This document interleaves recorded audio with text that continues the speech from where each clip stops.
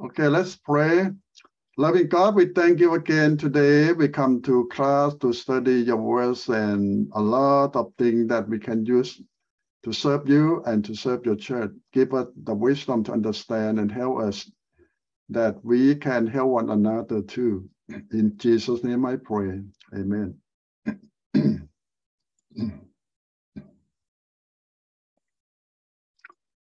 Okay, on supervision, today is chapter 5. It's about mentoring or coaching. So you add the leader of a church or Christian organization. One of your important job is to help new people to learn how to be good servant. So we use two words, mentoring or coaching.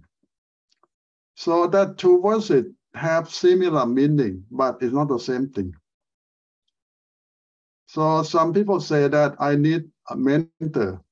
Some say I need a coach. Now in football, in sport, we have coach. We don't have mentor.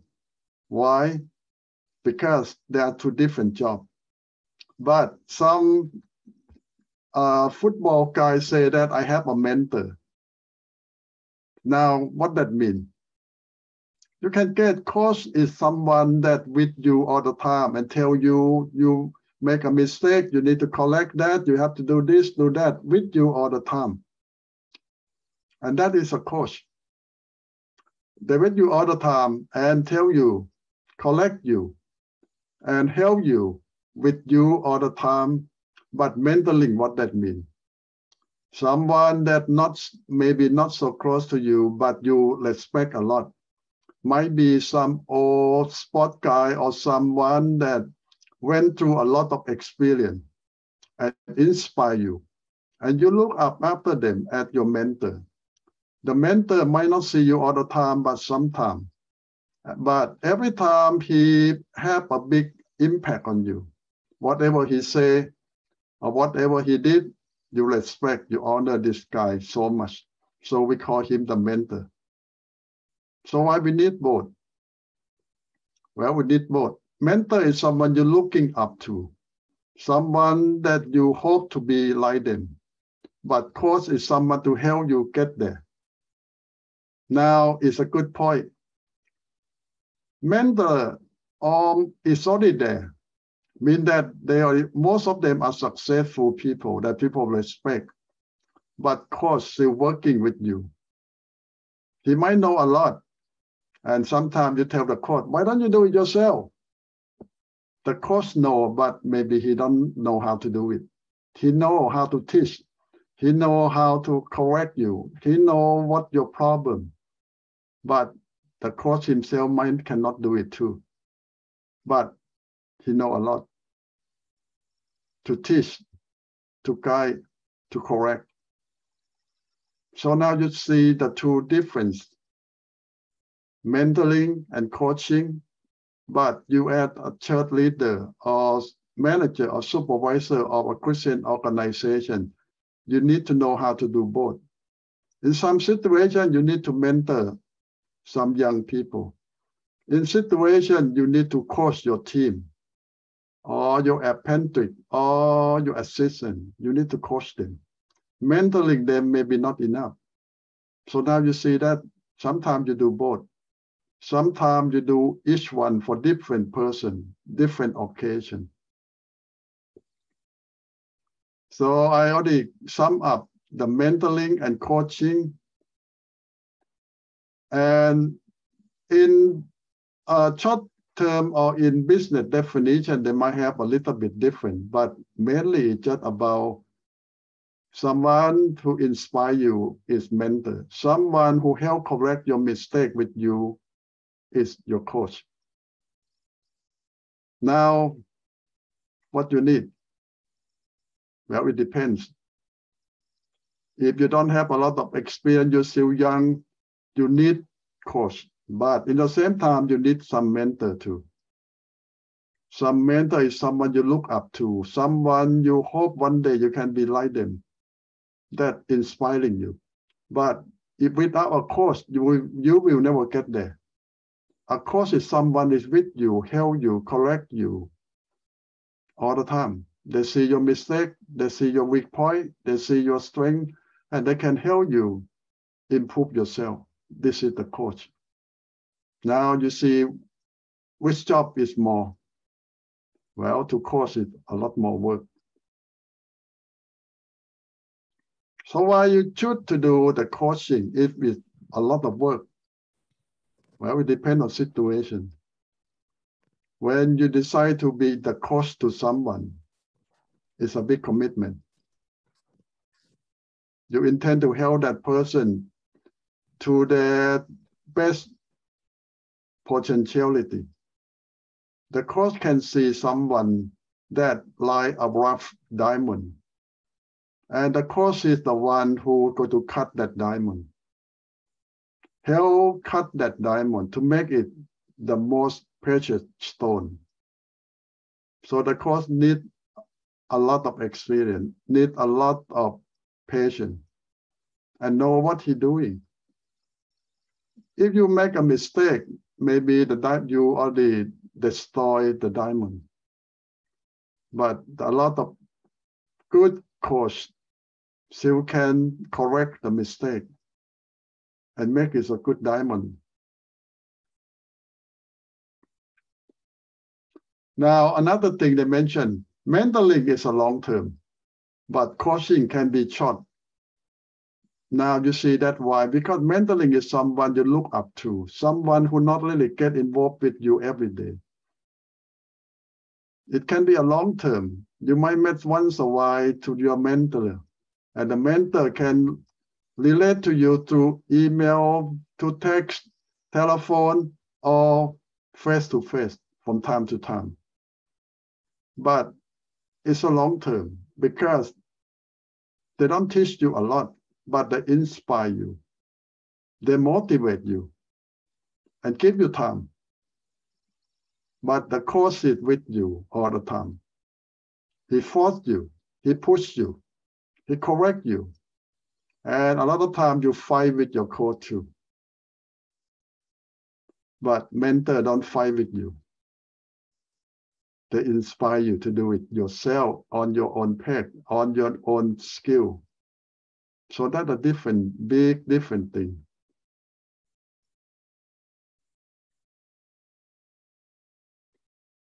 Now, some main differences. And a lot of situations they find out that coaching often short term. It can be 10, 15-minute conversation to tell you what your mistake. And then they tell you go and practice and change that. But it doesn't mean that 10 and 15 minutes and never come back again. No. It means that each section might not be long because the coach found out your problem right away and tell you to work on it. And done. You have to keep working on it. And they come back to check that you correct that mistake or get better or not. If not, they might tell you again to do it again. But the mentor is different though. You don't see him often and he don't talk directly about your mistake or your problem. But he tries to inspire you to correct yourself or to do whatever you can.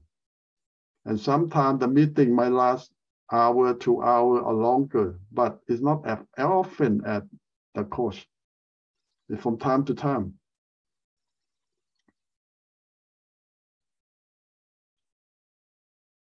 Now, not everyone can be a mentor. Now you look at what skills you're supposed to have. To be a good mentor, you need to have a human skill, mean that you know how to help other people, you know how to deal with different people. You see, when I was young, some young student asked me to be the mentor. I feel I'm not qualified to do that job. I still feel that I'm too young. I don't have a lot of experience. I cannot really help anyone to inspire them to do anything. So sometimes your experience, your long-term working and your age can tell that you can be a good mentor or not. A lot of time too young, if you're young, but if you try to mentor little kid, it might be okay because the little kid might less than 10 years old and you in your 20, 30 is so enough. 10, 20-year differences. But if a 20-year-old guy come to you and you just 20-something too, I don't think you qualify. Unless you are Superman. You are superhuman being. And you can do a lot of things that nobody can do, maybe. But a lot of time, when you are not old enough, you don't have enough experience to be a mentor. Or even with knowledge. Because mentors share your life experience. Success, failure, you try it and you can share with them what works, what doesn't work. If you're too young, you don't have those experience. You never went through a lot of difficult times yourself. You have all the theory or the knowledge. So you can be a good coach, but not a mentor. And another thing, some people cannot make good relationship with anyone. You might be surprised that some people cannot really build relationship with anyone. And that can be a problem. You know that if you work on your personality, you might find out that somebody have some personality that don't feel comfortable to be too close to anyone, relationship. So that can be a problem for that person to be a mentor if they cannot feel comfortable, be too close to anyone, or to trust anyone, or to work with anyone. Now, nowadays, a lot of companies, when they select worker, one of the quality they're looking for is you can work with a team. In the past, they don't care. They just care that you have the knowledge, you have the skill, you can do the job, and they hire you. But they find out that this guy, even so smart, can do a good job, but cannot work with anyone. And that caused the whole big problem with the whole team. And that is not good. So now they look up for someone who have the quality to work with the whole team. They call soft skill. You need to build that soft skill too.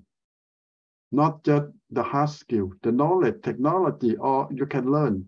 But soft skill you need to develop with your lifestyle, with your relationship, and with a lot of things. But some people say, can you develop that? Yes, to a certain extent. You can learn, you can practice some soft skill or relationship with other people. There are a lot of theory, a lot of classes going on.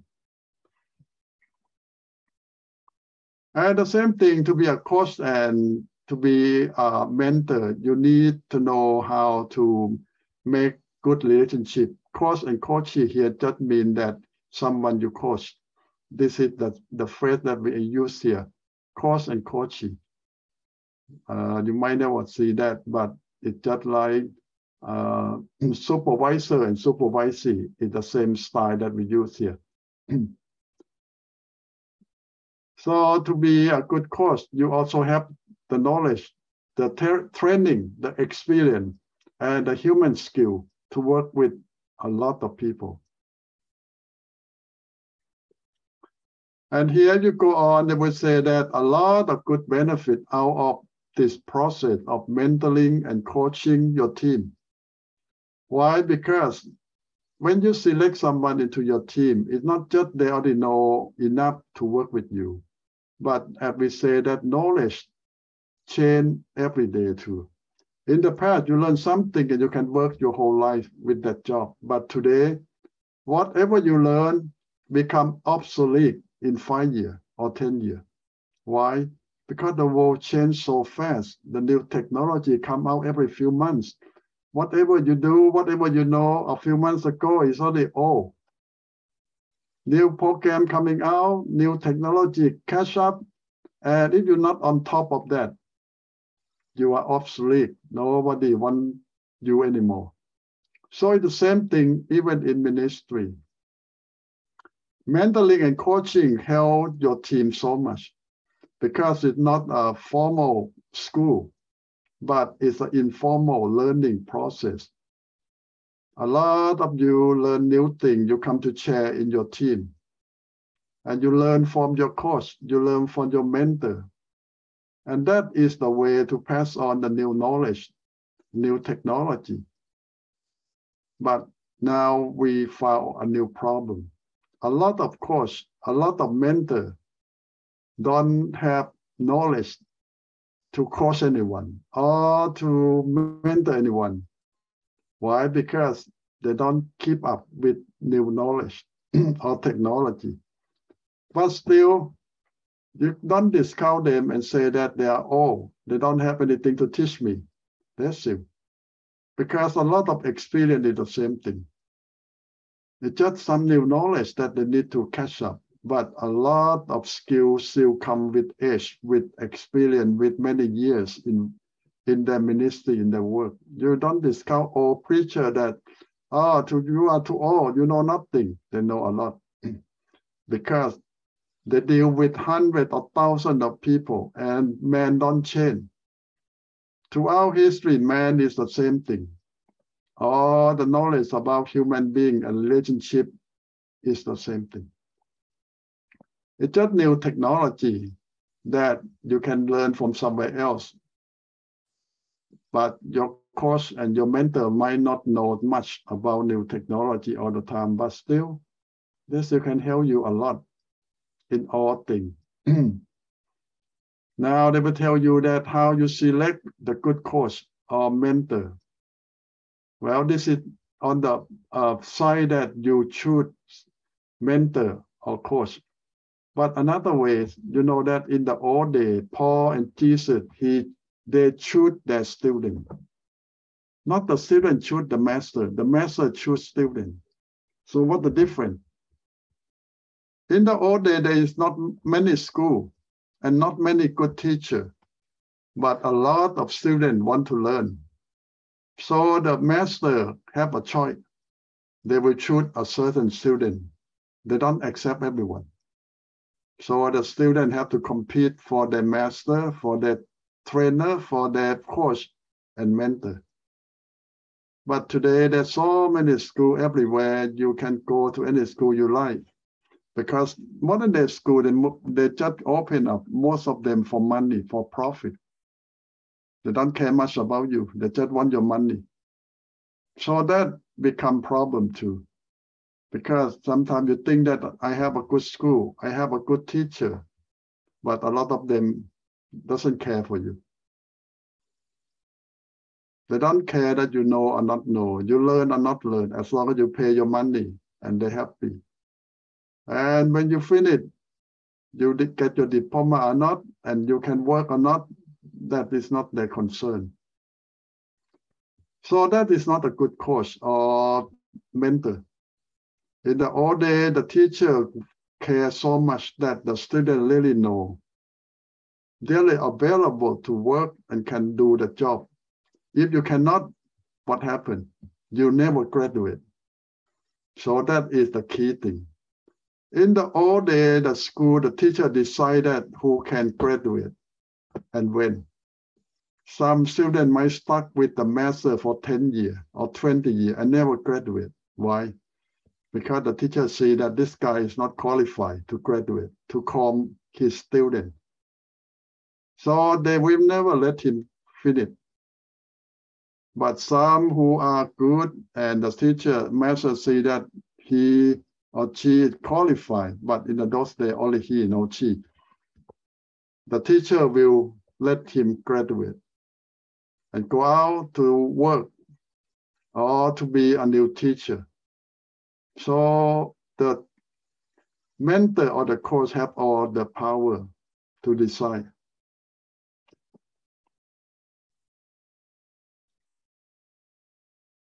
Now, this is some guideline. When you have not a lot of time, it's just like 6 months or a year, you need a coach. The mentor will make a long term and take a lot of time for you to learn anything or benefit out of that mentor. It's several years relationship. But for course, you can get 3 months, 6 months for the course to help you. And the relationship not long. And for focusing, the course will go to the point, what your weakness, what you have to improve. They go straight there. But mentoring work with you, your whole body, your mind, your thinking, everything about you. So this is holistic. This is like today, doctor. Okay, you have certain problem with your arm, cut it off, or do problem with your arm, but mentally look at your whole person. You have problem with your arm, but they say it's not just arm, it's the whole body, your mind, what you eat, how you sleep, how you work, everything. Mentoring is your whole body. So the structure of course, they go to the point, they have a format, they have a schedule, timetable, everything, but for mentoring, it's no time. It keep go on. As long as you're available, as long as you're ready, you learn something new. Coach is someone who knows very well on certain things, not everything. So you need many coaches to help you on different things. The coach will be expert in certain things that you can hire, you can find, but a mentor is the whole thing. He knows everything, and he's good at many things. He can help you go through a lot of need in a lot of things.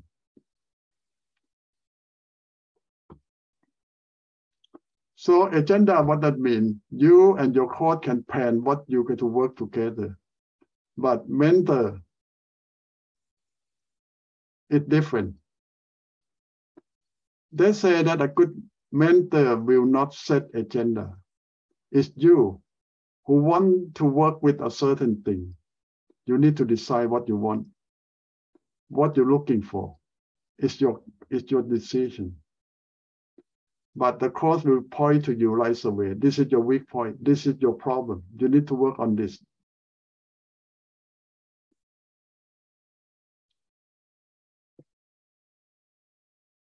So the relationship is so different.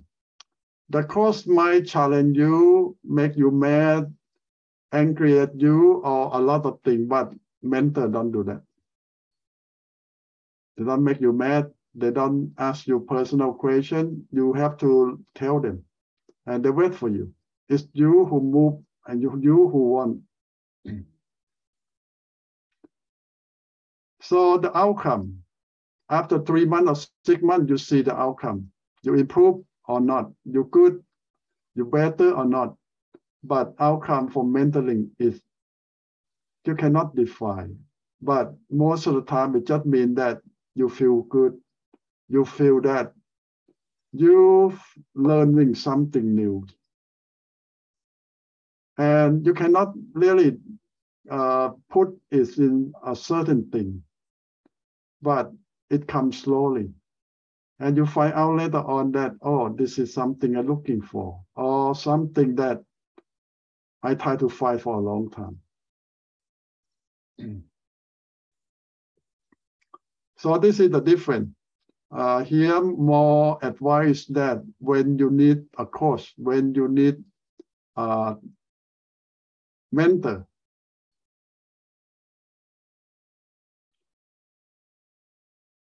I will stop here a little bit to come back to you for your question about coaching and mentoring.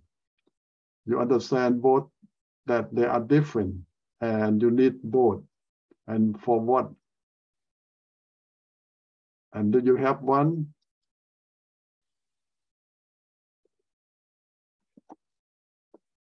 Now share with me about your experience, about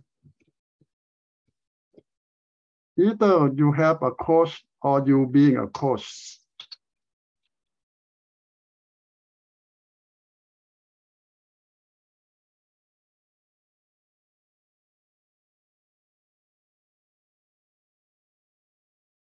You want to put something in? I want to put something in, Ajahn. I learned something tonight. Yeah, what you learn? I always wondering about coaching and mentoring. So I learned something. Thank you. You ever have a mentor or a coach? No. Now I've been thinking, I've been wondering. I think I don't know, maybe I'm too special. I think I'm not coachable, maybe. I don't know. I'm too stubborn. Yeah, a lot of time our personality, you need to find someone that really can work with you. It's not everyone. It's not everyone can be your coach or your mentor, or you cannot do that to everyone too. So they need to match. And especially for mentoring, it's more difficult to find one or to be one.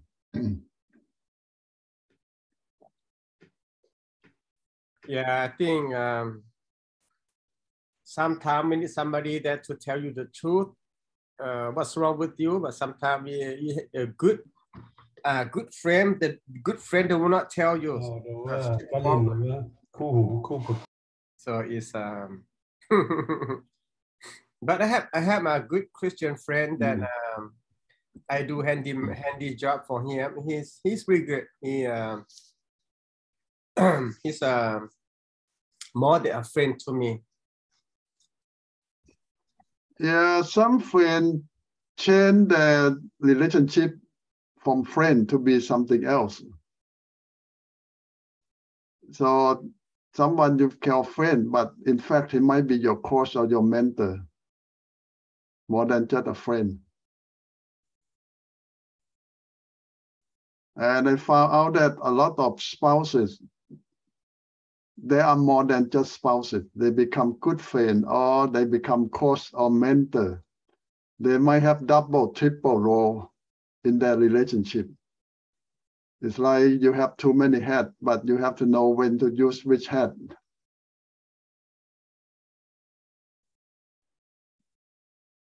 Not many people can handle all kind of role in one person to another person. Ajahn, also, it's hard to be a mentor to the same age as you, and also it's hard to be a mentor to the one older than you. You're right. It's difficult.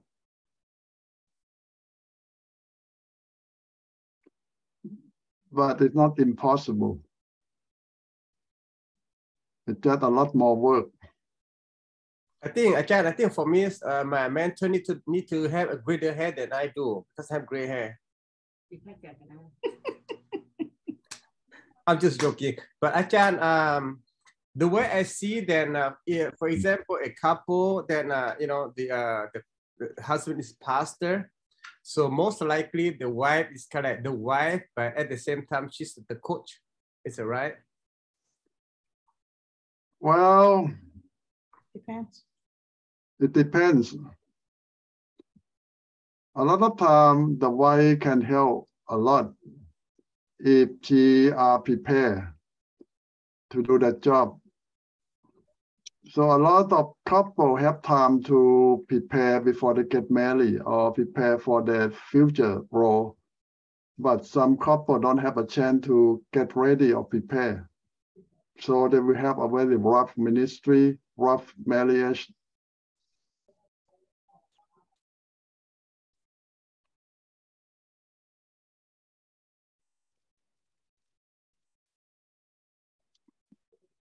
I don't know in our culture or in your culture, you have mentor or coach all the time or not at all?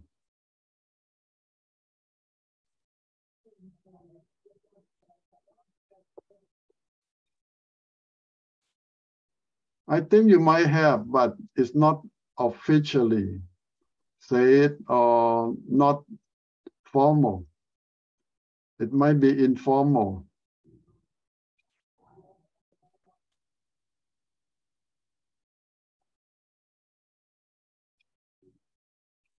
Yeah, I would say yes, Ajahn. For example, right now, อาจารย์ Sam and me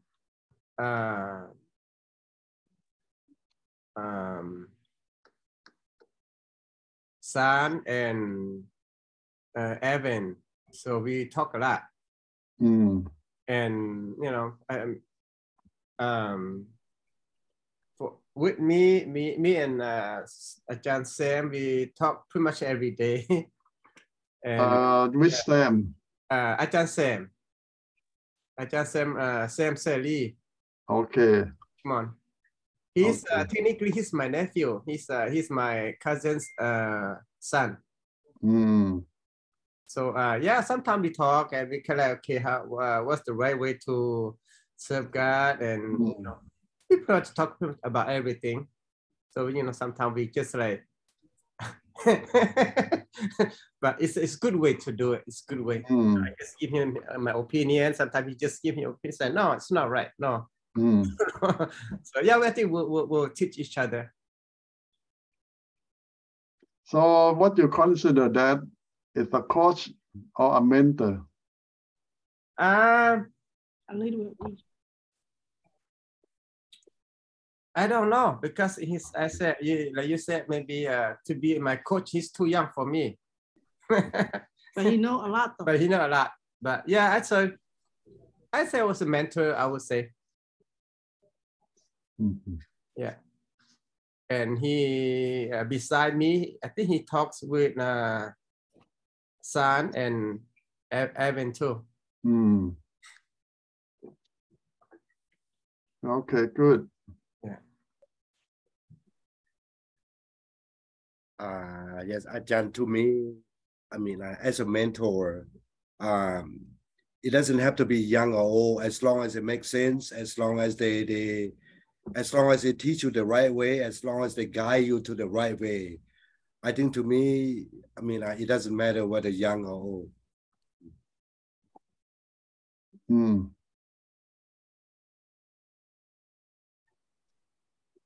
Yeah, the whole point about mentoring or mentor is someone you can respect, you're looking up to. So that's more important. It's a long-term relationship. But in the same time, you need a coach. So one day you can be a coach. A coach is someone close to the people who need help. You point out their weakness, their problem, you help them correct and make them better. But the mentor don't do that.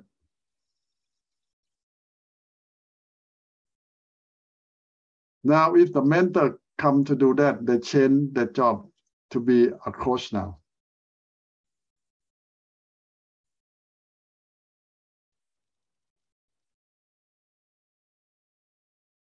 So sometimes you need to decide what you want to be.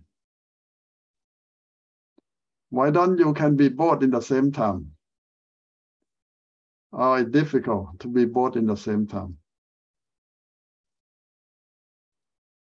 But I don't mean it's impossible.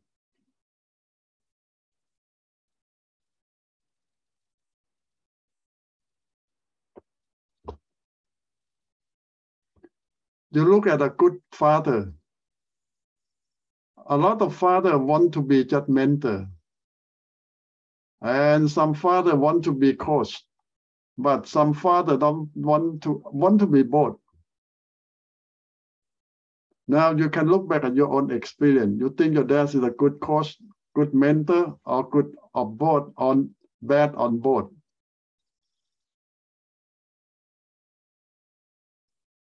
Well, I don't want you to put you on spot, but dad or mom are the first coach or mentor we have.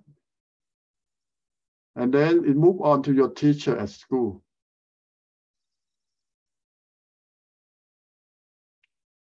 Most teachers try to be your coach. Very few want to be your mentor. But some teacher can be a good mentor when you come back and think about it. You might respect your elementary school teacher who inspire you. And you still respect that elementary school teacher after 40, 50 years. So she or he become your mentor, not just your coach anymore.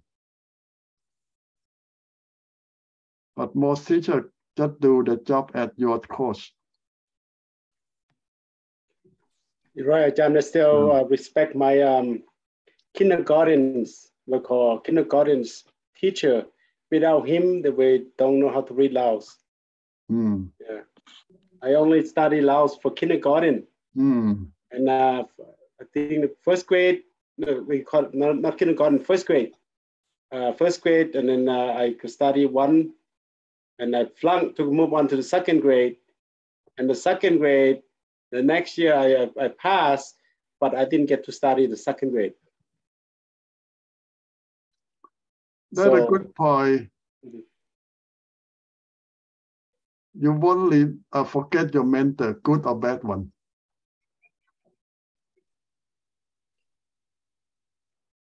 But you will remember your bad coach and your best coach, but you don't remember someone in between.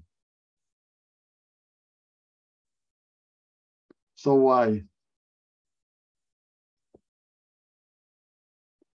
Maybe in your life you have so many coaches. Most of school teachers are your coach. And when you go to join any sport team, you have coach. You go to learn any skill, you have coach. Everyone try to teach you, correct you, blame you, criticize you, that's all your coach. But very few can be your mentor, someone who inspire you. Someone who make you love something and you never forget them. Motivate you to do something. That is your mentor.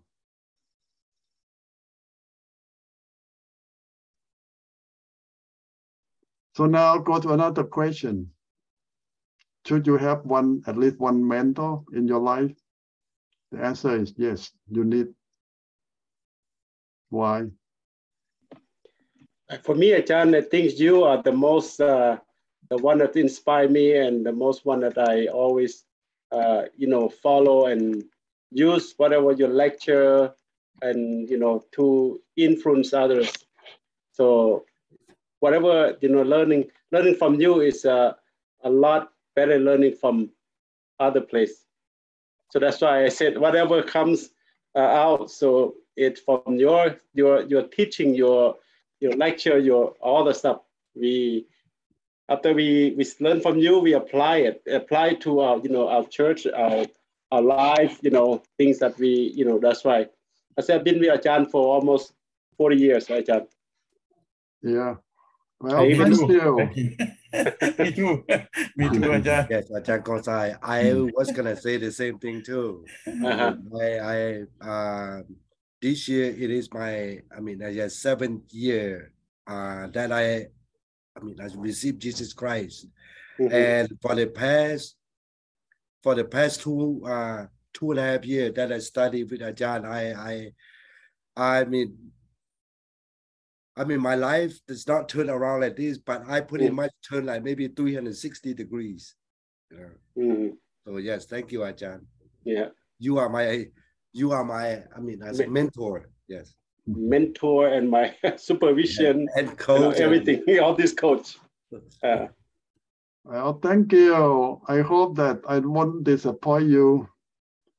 But looking up to God, Jesus is still the best. Yes. Yeah.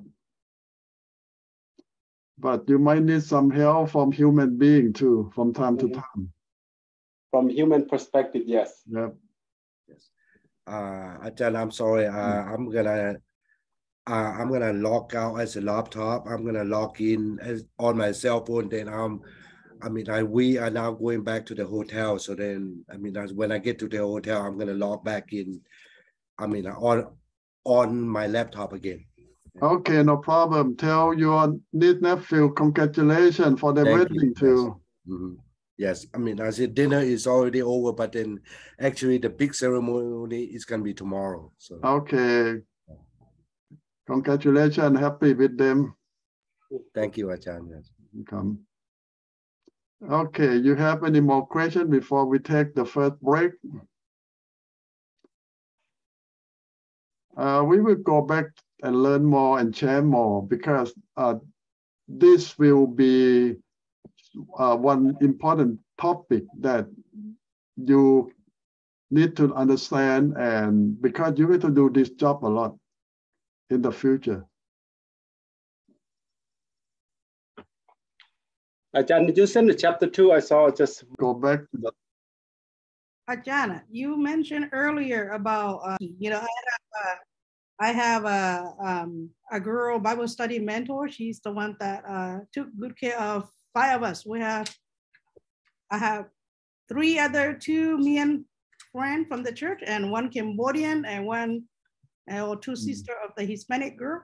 We have a mentor. She picks us up every Tuesday night, and then we go to the ministry, the center. We use it as a Mien church at that time. Sunday service. She taught us Bible, and she teaches us how to cook. She taught us how to do homework. So she, she's very frugal. I'm very lucky to have her in my life. One time she picked us up, and then one of the girls did not put on a seatbelt. I don't know if I mentioned to you guys. One of the girls did not put on a seatbelt. She wouldn't move. She wouldn't go. And we just sit there and say, "Hey, Mary, come on, let's go. We're late." She said, "You guys didn't do something. One of you guys." And then we said, like, "Who?" We would just look at each other. Then we realized that, oh, one of the girls did not put on a seatbelt. That's why she didn't go. And that taught us a good lesson. So every Tuesday, we held each other accountable, that we check each other, make sure we have seatbelt on, or else she won't go. And then also my dad too. My dad, I'm very lucky to have my dad too. He taught me many, many things. Every time when I'm out there serving with him among our church family, if I do something, he watched me very carefully. If he doesn't say anything, I'm good to go. If he says something, that I need to stop. And then he'll tell me, he said, "Well, I stopped you because of this and that." So yeah, Farm, I want you to look back and tell me, are they your coach or your mentor? I want to say a little bit of each. I want to say a little bit of each, because sometimes, like you said, it could be your clothes. They can be your, they can be your mentor. Later, they can be a coach, or they can be a coach. It can be a mentor. So like Mary, she was my mentor, and then even up to now, we still stay in touch by texting, email. She lives in Vallejo. I live up here, and we just see each other again like 2 months ago at our what you call it, also reunion, 50 years of reunion of the ministry that they started it. That's the ministry that provide all the support for us, for the Mien church in Oakland back then. Okay, that's a good question. I want you to think about that. When Farm said that they are both my mentor and coach, why I say that? You can do one at a time. Why you cannot mix both in the same time? Someone can be both, but not in the same time. Why? Because when you try to do another thing, your position change. So they make it pretty clear that a mentor and a coach are not the same person. Whenever you want to be 2 in 1, you have to do one thing at a time. And you keep shifting your role between mentor and coach. Somebody doing that, yes. But a lot of people divide that clear. I just want to be your coach, or I just want to be your mentor. So it depends. But when you try to be both, it sometimes it's confusing. If that's the case, Ajahn, what about Father, Son, and Holy Spirit? Our God is we call 3 in 1.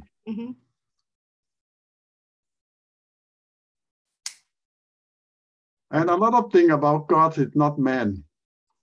But can we consider like maybe, for example, maybe like Holy Spirit is a coach? You see, we cannot be 3 in 1, but God can be 3 in 1. That's it, God. So that is very uniquely God. He can do all 3 in 1. But a lot of time we cannot.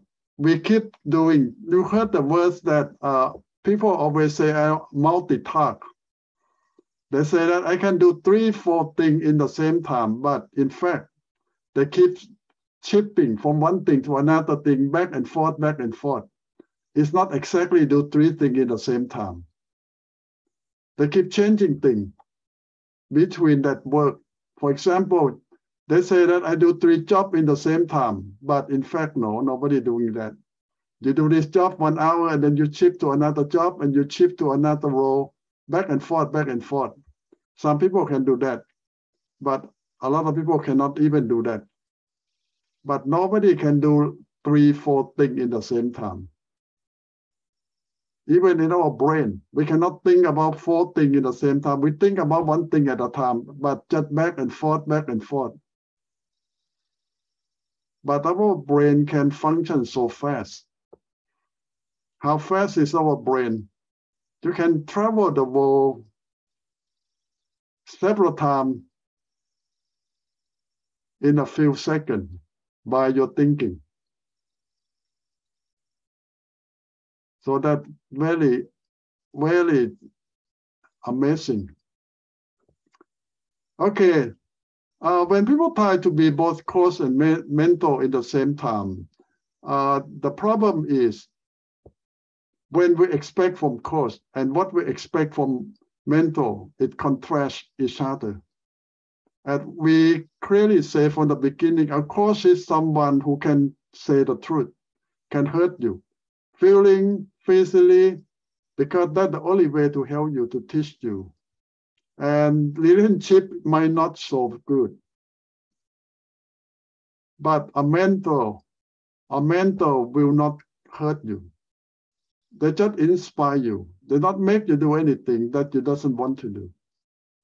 And you respect that mentor all your life. So that they do a different job. They try to help you in different way. So now that's why I say that when you try to be both in the same time, a conflict in itself. But in fact, we always say that this guy is my coach, mainly. Or this guy is my mentor, mainly. But the position can change after many years. For example, you have a coach for many years. And later on, that guy changed to be your mentor because he's not your coach anymore. But you remember him about what he helped you, and now you respect him and think of him and still get in touch. That guy changed to be your mentor now. I don't mean that nobody wants to be both, but I know a lot of people try to be both. But I don't know how successful it is.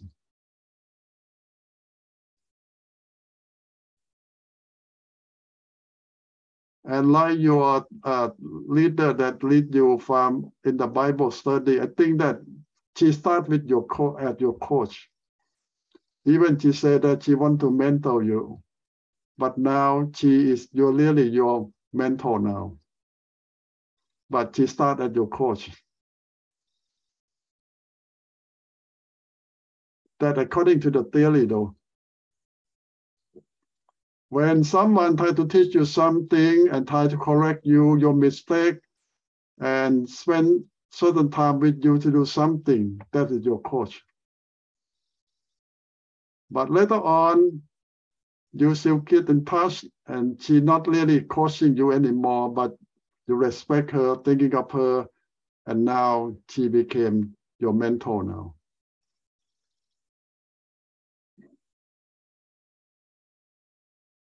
Okay, that according to the theory, everything.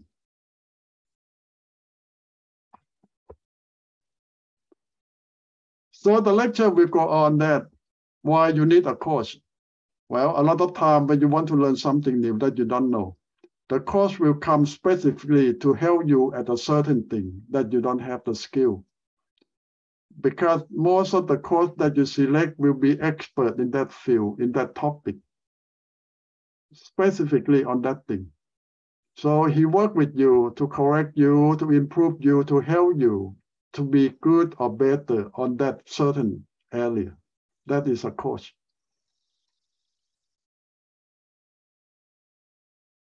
Now, a mentor. Well, it can be professional. It can be someone who really have the professional knowledge and a lot of experience. But the mentor did not work the same way as a coach did. Because the way a mentor inspires you, encourage you, is different from the coach. A lot of time, the mentor don't spend a lot of time with you and not a specific problem that you have. The mentor will spend some time with you to talk with you, but not going to change you or to move you to do something. You have to decide to do it yourself. But he will inspire you, encourage you, and wait for you. What you want? A lot of things until you're ready to move on. So this different thing.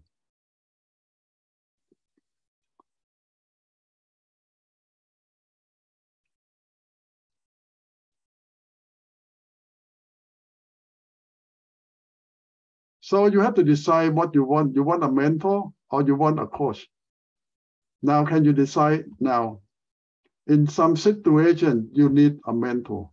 Some situation, you need a coach.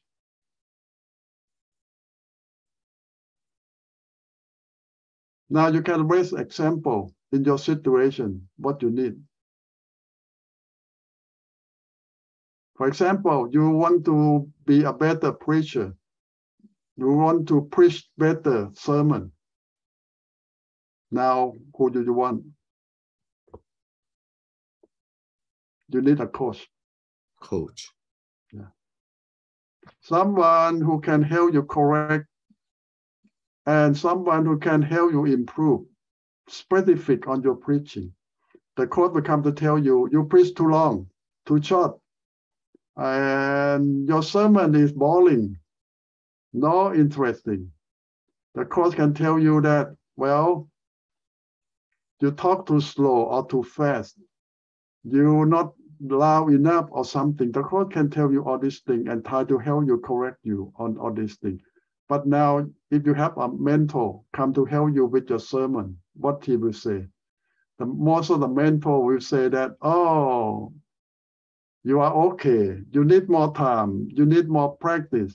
Time will help you. You see, they're not going to specify that you are boring, you too short or you too long. The mentor will never say that. He will let you find it out yourself, but he will be there to encourage you, inspire you, and maybe offer you to listen to some good sermon. So they do a different job. But if you want it correct in the short time, you need a coach. But when you want a coach and you ask someone to help you to be a coach and they did not do the job because they cannot be, or they don't have the skill to help you, or they don't want to be your coach, they just want to be your mentor. So that's two different things, though. You need to find someone who capable and ready and want to do a certain part that you need. And I said before that, in order to be a coach or mentor, it requires a certain skill, certain experience, and certain relationship with you too, to do the job good. So when you decide to get someone to help you, you need to do what you can to help that person to respect and have a certain ground rule. What that means? It means that you'd have to agree to meet a certain time to do a certain thing, and you need to keep all that promises. For how long? And sit down to decide what outcome, what of you want it to be. You improve your preaching skill, or you feel more comfortable with yourself. So a lot of things. A lot of things you will learn, a lot of things will surprise you in that process of getting a coach or mentor.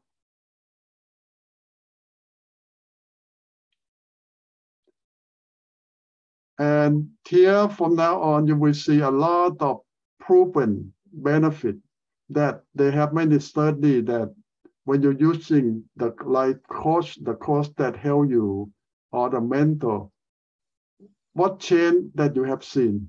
What proof that it worked?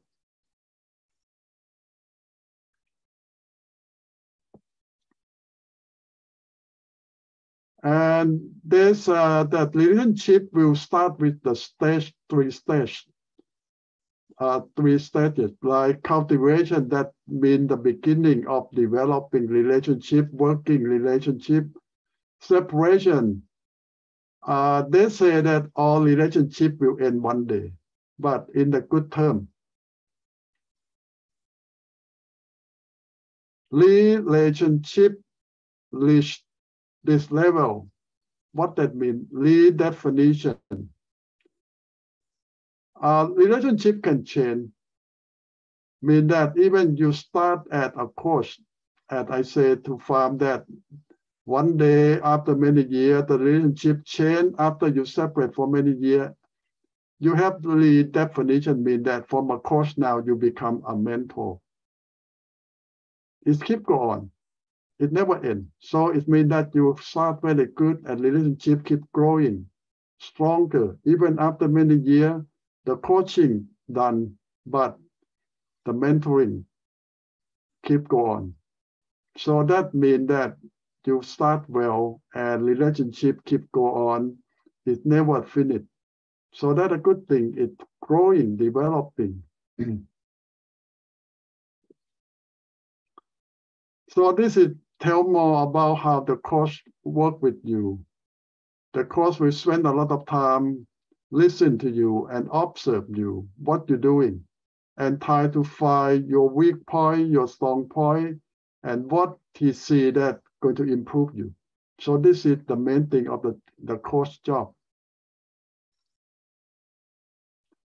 And they found out that if you're using coaching or mentoring, you will get a lot of benefit out of that. Inspiring hope, pride, interest, love, all things, joy, gratitude, serenity. This is the byproduct of a section that you have with your coach or your mentor. So that is something you expect to get. And now they say that with using coach and mentor, your change in your personality or in your skill will last longer. It's different from you go to take a class. When you go to take a class that you want to learn something, you might learn something, but that knowledge might not last long. But when you use the coach or mentor, it lasts longer. Why? Because on top of knowledge, you have relationship. You have the skill, not just yours, but from your coach, from your mentor, that help you go deeper. And not just the knowledge lasts longer.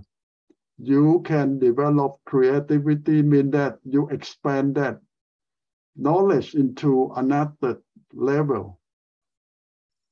And you not just can do the job, you can do very well. And you love it too. So this is why they say when using the right coaching or mentoring, whatever you learn or whatever you practice will be a lot better than just go to sit in class and learn that way. So this is the way that Jesus and Paul used to train their disciples. It's not just teaching them, they not just listen, but they get the first-hand skill from the master, working together and practicing together. So by the master become their coach and later on become their mentor. So this is the last long lifetime relationship. And here there are more research that say that all these things will work and help you in the long term. And they have a lot of things. They're talking about similar to what we just said, that when you use coaching and mentoring, you have many growth and help you. They talk about positive psychology, appreciative inquiry, and they will have motivation similar to what we just talked about, that a lot of new changes happen in the person who used the coach, helping.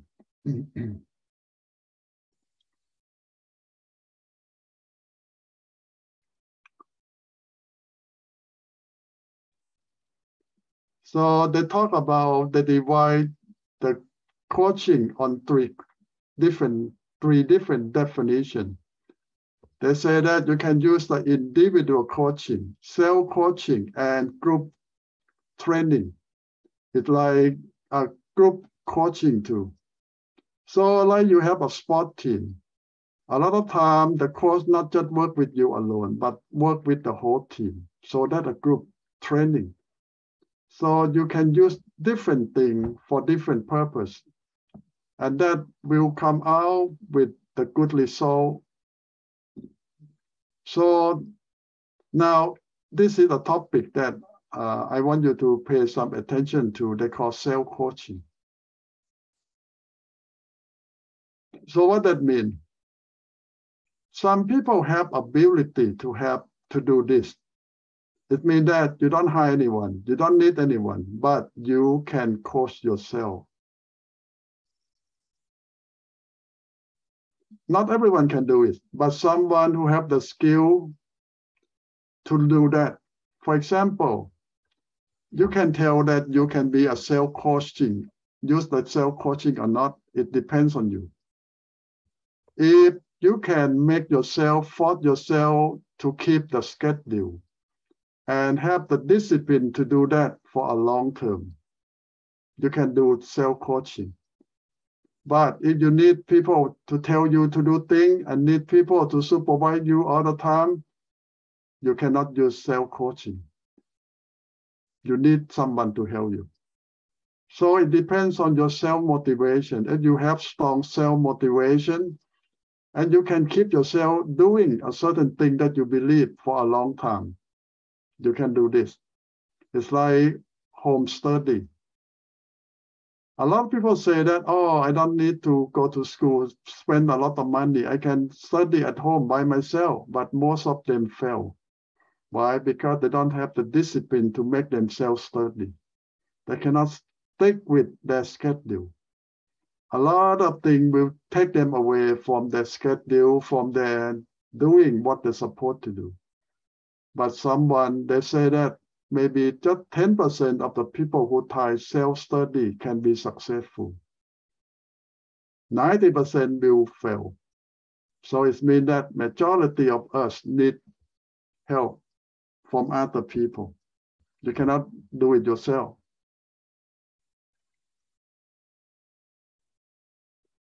Now here I put some study about the dark side of coaching.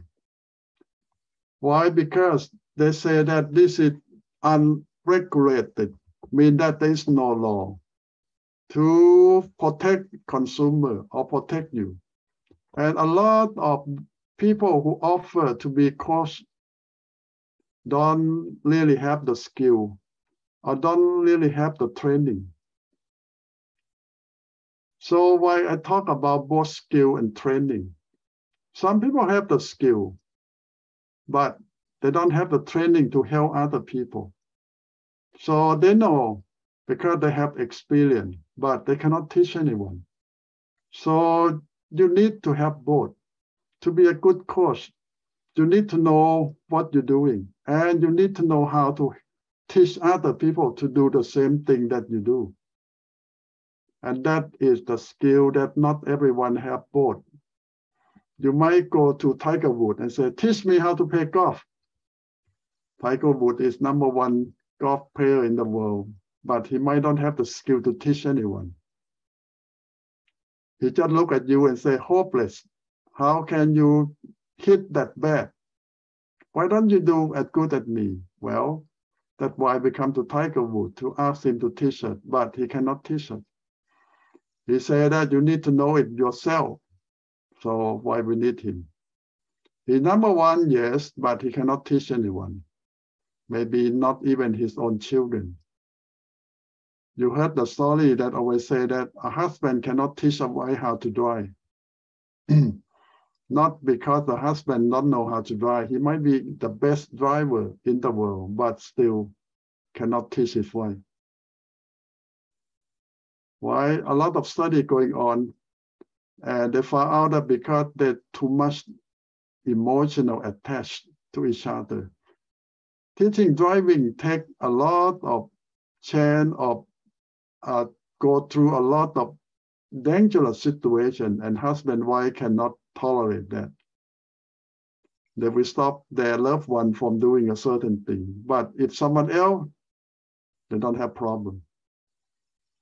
So that means, for example, the best surgeon in the world cannot do the surgery on his own wife or children. Not because he cannot, but because too close and too emotional attached. So they cannot do the work. The skill is there, but cannot do it. So it's coaching too. Sometimes you say, my dad is the best manager in the world, but he might cannot teach you or to be your coach. I don't mean all dad cannot do that, but most dad cannot teach their own children to be the best manager or to be the best of a lot of things, because too emotional attached, and that stop him or them from doing their job the best they know how to do it. So some dark side of coaching is some people take advantage of the one who come to learn from them, because the one who come to learn will depend and trust the teacher or the coach so much. And sometimes bad coach can take advantage of the people and don't mean good to them. So this is dangerous, and we don't have a lot of law and regulation to protect consumer or the people, and especially if you're too young, underage, and have the coach that a lot older than you and don't have a good standard and don't have the good morals to guide them, and you spend a lot of time together, bad thing can happen. And a lot of course will teach you something bad, like cheating, because they know how to cheat in that certain field, because they know a lot of skill, and that is not a good way to learn. But some course will teach people to cheat, how to cheat, and that is bad. But you need to depend on people who ever go through that course. Recommendations is important. But even today, you cannot trust a lot of recommendation on someone you don't know, because there is a lot of fake review, fake recommendation everywhere on the internet. Like they say, oh, this restaurant is so good, but you see the one who wrote that advised are the restaurant worker or owner themselves. They pretend to be someone else who go to taste the food and pretend to say that it's so good, so friendly, good price, but no, it's not from consumer, it's from the staff and from the owner themselves who make a fake review. So you cannot trust them. So you need to trust someone that you have experience, someone that recommend you, and someone that you can trust to recommend you. And you need to try out, not just yourself alone, but someone who really have knowledge or ability to be with you, to see that that is really a good coach or mentor or someone that you can trust or not. A lot of times you are too young, inexperienced, and people take advantage of you. So always get advice from someone you trust all the time. But as I say that in any organization, especially in business, they use a lot of coaching, mentoring, because they know the benefit of this thing. So especially in some position, before they promote someone to that position, they will hire the special coach to help that person, to get them ready for that position. Why they pay high money to train someone? Because the success of the company depends on that. And the company want to make the best profit they can get. If they can make their employee to the top, they want to do that because the benefit will come to the company by itself. So the reward will a lot bigger than what you invest on that coach or mentor. So this is about profit, about benefit, about return. Now in business, they say that sometimes it costs $4,000 to hire a new worker. I think some of you who work in the manager field, you will know that in order to hire a new guy and train them to do the job, sometimes it costs more than $4,000. And you don't want them to quit after you pay everything to hire that person. You want them to stay with you the longest. And you want them to do the job. You don't want to fire them without no reason and waste money again to find someone. So you need to help your employee to know what they're doing and help them to do their best. Coaching will help in the early month when they start with you. And they found out that in workplace coaching will help the employee, especially the new hire, to learn real quick and to adjust very well. And they're so happy they will stay a long time.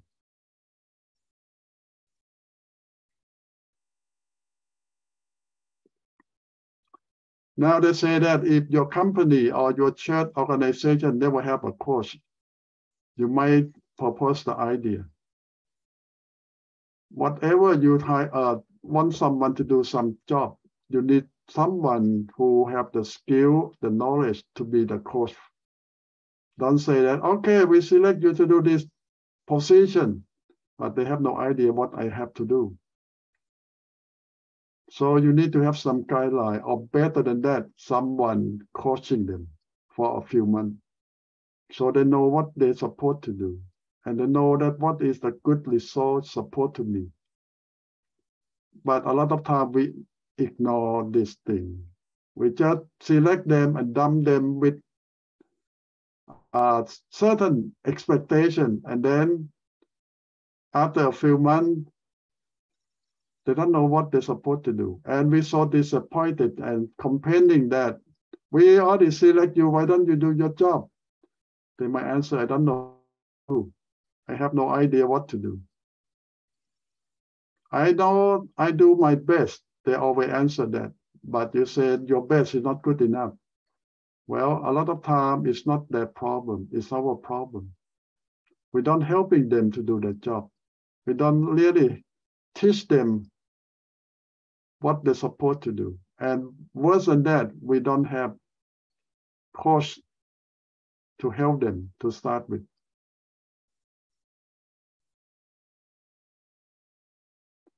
And here more guideline that a lot of experts in the field recommend that you should find a coach and the way that what they should do. And here there is more study about the benefit that you use coach or mentor.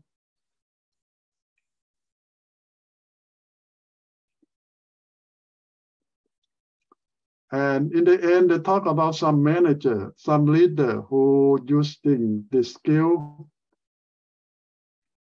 and to do their job better. And now they talk about team. We talk about private self-coaching. We talk about personal coaching. Now we talk about team coaching. This is another way when you have a team, start a team to do something.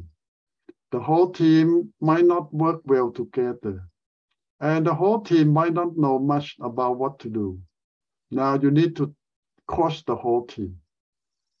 In sport, it's very normal, but in work, some of your work, you need to have that.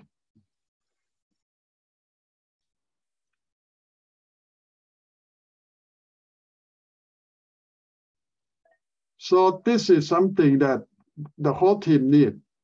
And sometimes it's cheaper to do the whole team instead of one by one. And the whole team can learn together and help one another.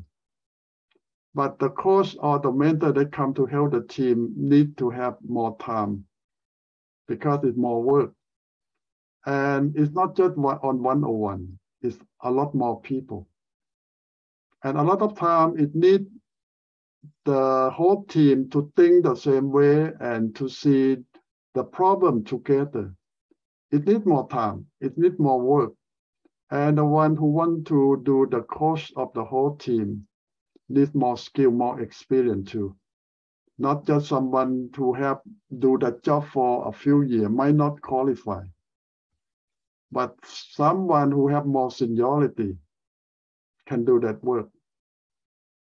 And you can even hire someone from outside who have the skill to do the coaching for the whole team. Well, that's a good investment. And here at the end, they talk about executive coaching. And they're more about the top of the company or the top of the organization. And this is, a lot of people say that if you go to the top of the line, how can you still need coach? Well, every job can have a coach. Nobody knows everything. And even on the top, you still need to learn new things all the time. And you don't have time to do that. So you need to hire special, someone who knows a certain thing very well to help you. A lot of time we call consulting, but in fact they are coaching. They come to help you in a certain thing. They know the best. They are on the top. And they help the top managers to make decisions, to have the knowledge, to have the skill to do a certain job. But it's worth it if you get a good one to help you. And all organizations need this. Don't say that he the top, he don't need any help. He always need, because knowledge today go obsolete so fast. Whatever you learned several years ago now, it might be obsolete now. Things move so fast, technology change every few months. You cannot catch up with everything, so you need coach. The one who knows the best on that field to come to help you, to guide you. Even you're on the top, you still need help all the time. And here's some case study of the big company who used this kind of coaching, and they found out that it turned out very good for them and help them make more success, more profit too. Now we talk about Christian organization. We might not that big, but we still need, we can use expert in a certain field to help us in certain things. Well, they might have some investment, but some of the help we might not need to pay if you can at least someone in your own circle who will happy to help, to guide you in a certain field. There are always people who love to help. And here they talk about another situation like peer coaching. And in education, they try this kind of peer coaching, mean that they match some teacher together and help the one who on a certain field to help another person in a different field. And it's not just in education, they found out that in any kind of job, if you can match someone together and they become close to one another, to help one another to cross their field to learn something, that also help their work and make their work better. And here they sum up the benefit that you get when you use the coach. They talk about more productivity, job happiness, flexibility, all the happiness that you can get. Well, it's not all get, not everyone get all, but at least you get some. And you make everyone happy. You make the work easier. And that's what we're looking for. So now the whole thing about coaching and mentoring is just find someone to help you, to improve yourself, someone who knows the field very well and will come to guide you. And you just need to accept that help because it's good for everyone. We don't know everything, and even we know a lot, we still need to learn new things all the time. So this is the whole topic about this class today, is about getting someone to help you in coaching or mentoring in a certain field. Okay, I will stop the lecture here and come back to you for your reflection or your question, or what you think. We learn more about coaching and mentoring. Ajahn, yes, I like the new hire. It works really well.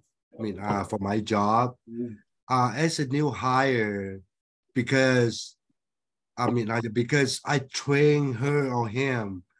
I mean, the way that I want it. I mean, the way how I operate. So then, if it's, experienced people, they have this big ego, you know. I can do this, but then actually different business has a different rule, has a different ways of doing things. So it works really well for me if I get a new hire with no experience, the way that I can train them the way that I want, and in the way that I want them to, follow. Yeah, you heard the story about the Greek philosopher in the past, 2,000 years ago. When new students come to apply to be student, the master, the philosopher will ask, you have any training before? You learn from any master before? If someone will say, no, I never learned anything, okay, they say, accept you. Pay 100 gold coin for a year. And someone say, oh, I have a lot of learning. I learned from many masters. He think that he might just pay 40 or 50 silver coin. The master said, 200 Okay, I see. They say, why? I already learned a lot, know a lot. They say that I have to waste more time, try to get a lot of wrong teaching that you have out first before I can put the right thing in your head. Exactly, yes. Waste more time, waste more energy. Exactly. Yeah, and then also, I mean, speaking of the $4,000 just to get the new hire. I mean, I train them right. Well, actually, my boss lost a lot of money because of that, because he doesn't. He doesn't. Let the specialist. Comes in to help, and then he only asked me. To coach them to. I teach them the way that we want, but then at the end they leave because when you first hire, you need to get your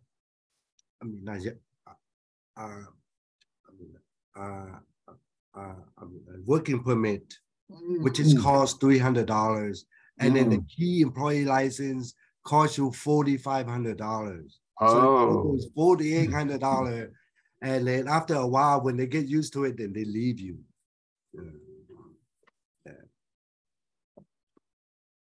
Yeah. In order to keep your good one, is worth everything, because you invest a lot in training your worker and they leave. So that is the failure of the company. Correct. The policy is wrong. They need to change. Yes. Is it that, or then the people just wanna get the foot in the door when they get some kind of experience that they leave? They ever study that's why people keep staying and never want to leave. They found out that money is not everything. People need to be happy in working with you.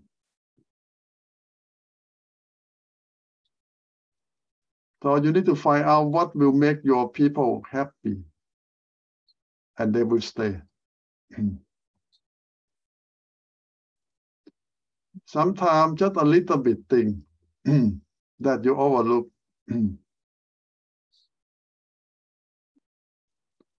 It's a way, let them talk and let them tell you.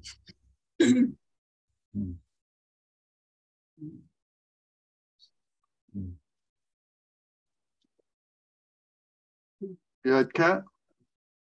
I have two coaching, self-coaching, my experience, but I want to say that two experience, but to the Christian life, and then I want to tell you later on. Okay, about the coaching, one's good, one is bad. Thank God. Taught my wife how to drive to get her license, but thanks God, she got the license since 1984. She didn't have accidents. She didn't have one ticket, whatever. So far, so super clean. So that one I said good, but I don't know. But sales, coaching, the thing that I think I am the best, okay? That's not for the Christian life. This is for the real thing. So when I had the citation from the automobile, from the Bureau Automotive, and then, but I think I'm the best. I can defend by myself. I use my self to defend myself. So I don't hire the lawyer to defend on me. So I think that some lawyer, they don't know the automobile. That's why I put myself so high. And then actually I was winning, but the judge, she didn't know nothing about the automobile thing. That's why if I hire the lawyer, I should win that case because the judge didn't know about the automobile. If the lawyer defend on me, she or he might tell the judge to understand. Okay, for example, people under investigate on me, they attempted timing for me to, they catch me and then to give me the citation. They use the form Taurus. That's a difficult one in order to check the timing. And then, but that one, if you try to attempt the timing to advance, but that's sometimes you have to turn the distributor counterclockwise. Some they have to, clockwise. Some is counterclockwise. But I already had my question and then to ask the guy who was attempting the timing. And then I asked him, how did you attempt the timing to say that you advanced at 10-degree advance? And then he was thinking in over there in the code about 2 minutes. And then he said, Your Honor, I forgot, I don't know. That means I already win because you didn't do nothing. And then the judge, she don't know nothing about the automobile, end up, they put me loose and then I have to pay for the fine.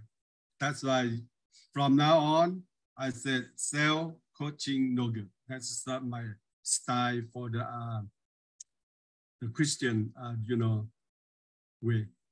Thank you. So what we learn from cat experience? Well, too much confidence on something that you think you know best, but you have to deal with someone who know nothing about it. Maybe it's not the best way. You might need help. To deal with someone else, you need someone who know that person well to deal with him. And that's why we always need help. We don't know everything and everything changes so fast. It's always smart to get advice. This is topic we talk about coaching to help us.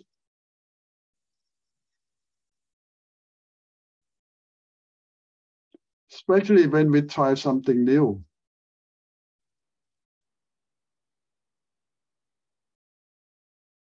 John, but a lot of the time you ask advice that people don't tell you straightforward. They say, yeah, maybe it's good. They don't know, they don't tell you it's good or not. Well, you need to talk to the expert in that field. Not everyone can advise you because a lot of time they don't know too. And worse, they advise you wrong. Be careful of someone who always have good advice, but they don't know what they're talking about.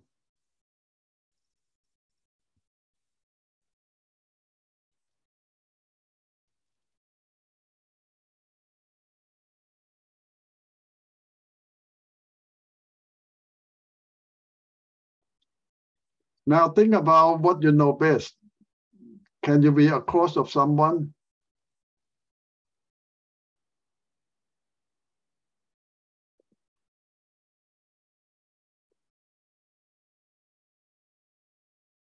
Someone told me that I just know two things very well, eating and sleeping. I asked them, are you sure you really know about eating and sleeping? Why ask that? Because he doesn't look in a good health. If you really know how to eat and sleep well, you better have a good health, but he doesn't have one. So it means that he really don't know how to have a good eating and not really know about good rest. Why? Because when you say you are good at certain things, you need to prove that. Your record need to prove it.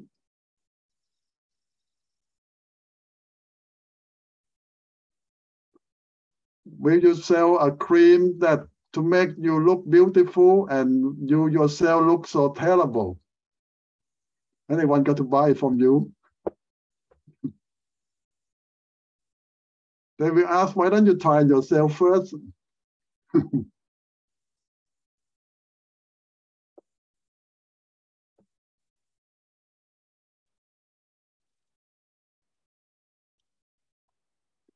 Well, what I believe that we are good at something. And we can be close to someone. Nobody ever tell you that you're good at certain thing.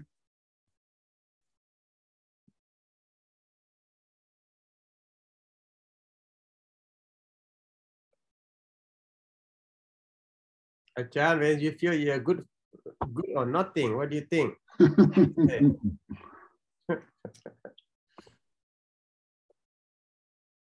Well, if you believe that you're good at nothing, you have problem. Not because you are good at nothing, but because you have very low self-esteem. I'm thinking maybe you're too you're a perfectionist. That's why. Standard. Well, Nathan, if you are perfectionist, you really believe you're very good at certain things.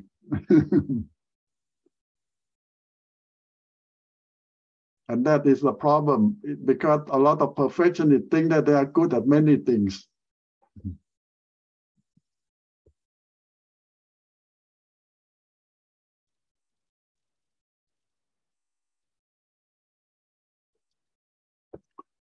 Well, sometimes people who are close to us can tell us that you're good at certain things. It's just we want to accept it or not.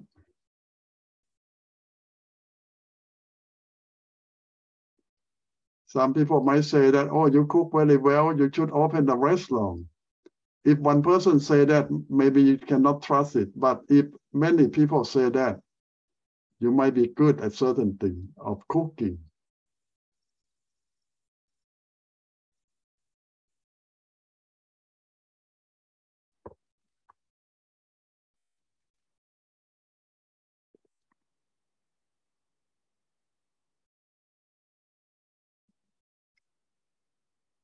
You know that there's so many organizations like Big Brother, Big Sister, and what they always want is someone who's going to volunteer to be Big Brother, Sister. What they do? You're just doing coaching. But sometimes people might say that, no, they don't want you to coach. They want you to mentor some young people. So it's different. Sometimes they want you to coach. Sometimes they want you to mentor some young people. Why? Because a lot of young people don't have big brother, sister. They don't have father or mother. Most of them don't have father figure. So they want someone who have a happy family, good example to mentor those young people.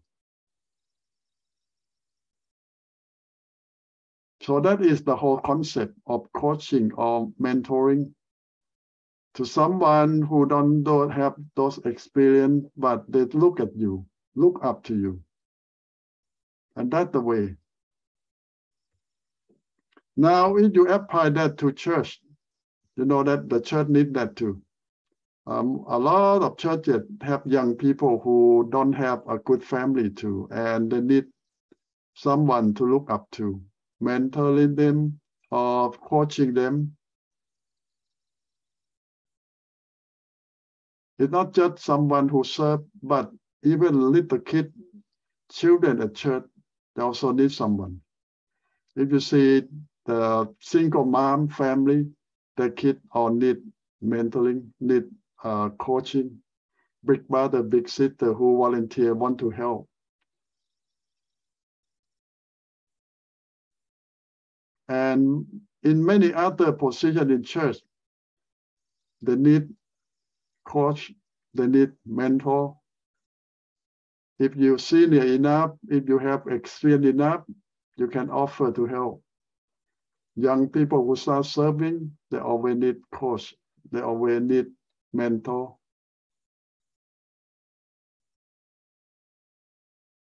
But to do that thing, they need sacrifice. You need to have time, to keep time. And sometimes you even have to pay from your own pocket to do that work. Because the church might not pay you to do that coaching, but it's so important.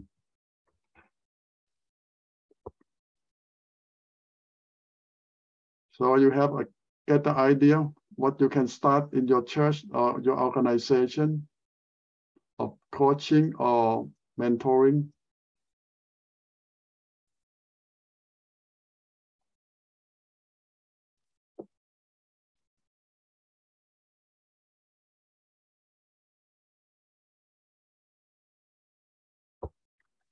It can be a good project.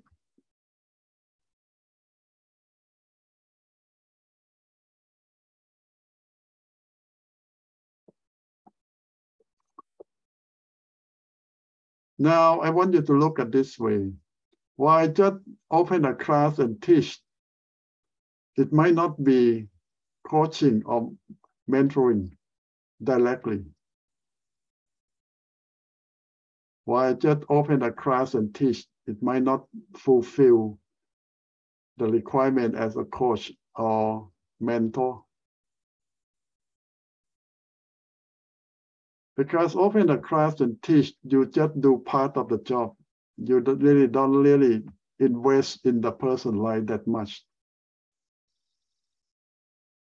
But to coach, you need to do more than that.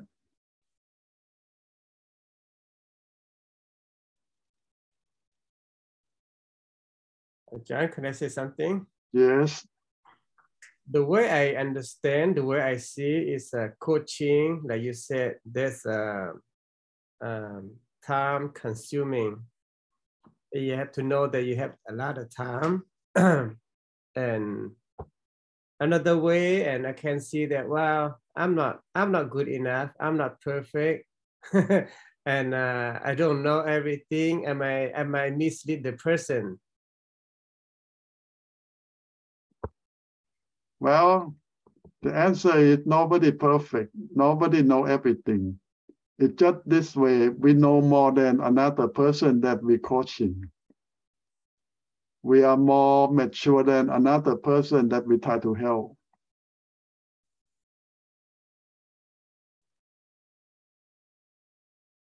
And we have the heart to help. That's all required.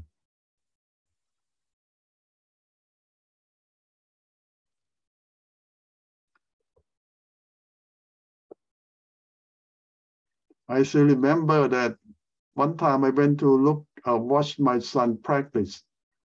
And one of the mom in the team is the coach. At first I surprised that why just a mom of another boy is the coach. Well, the answer is no father available to coach the team. So that mother stepped up to coach the team. Well, the team not really in a good shape, but anyway, they make it. Well, I'm not good at sport to help too, but at least that lady stepped up. If not, the team, they have no coach at all.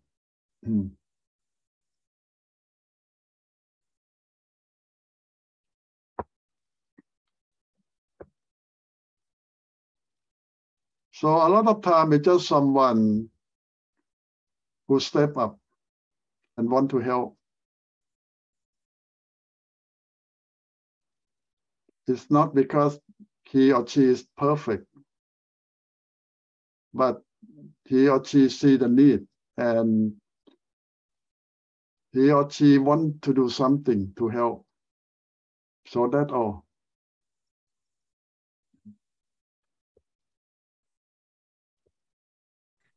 John, what do you think? If you to start, you step up, you help, you mentor the person, and later on, you see somebody or you find somebody that more capable as you are, and you say, "Can you take over?" Yeah, possible. Sometimes you do for the time being because nobody else, but time will come. Somebody who can do better job.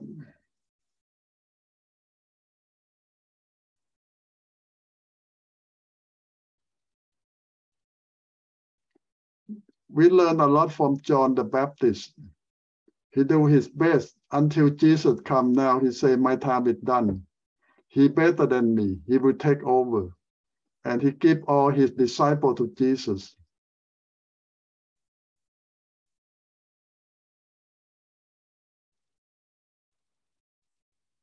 Not many people can do that.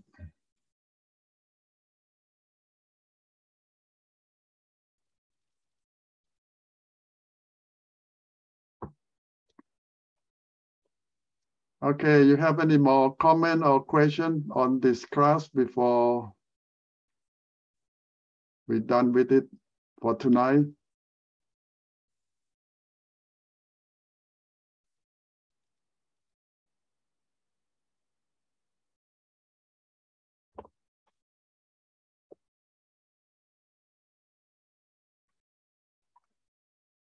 Okay, if not, we're going to finish here and take a break and come back for church history. Is it chapter 5 as well? Yes.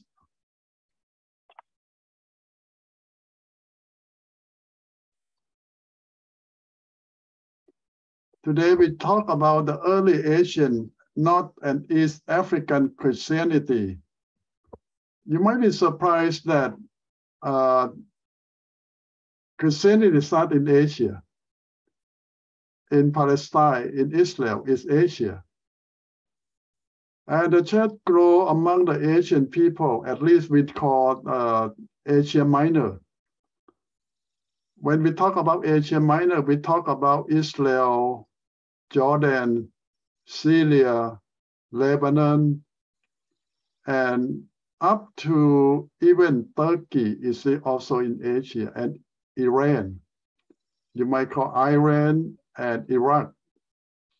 You know that from the first, the second, even the third century, Christianity already go all over those Asia Minor, and also spread to North Africa. You see that Egypt and Ethiopia are in North Africa, and they are Christian already. So the church already there since the first, the second century. You remember in the book of Acts, when God, the Holy Spirit told Stephen, run after that chariot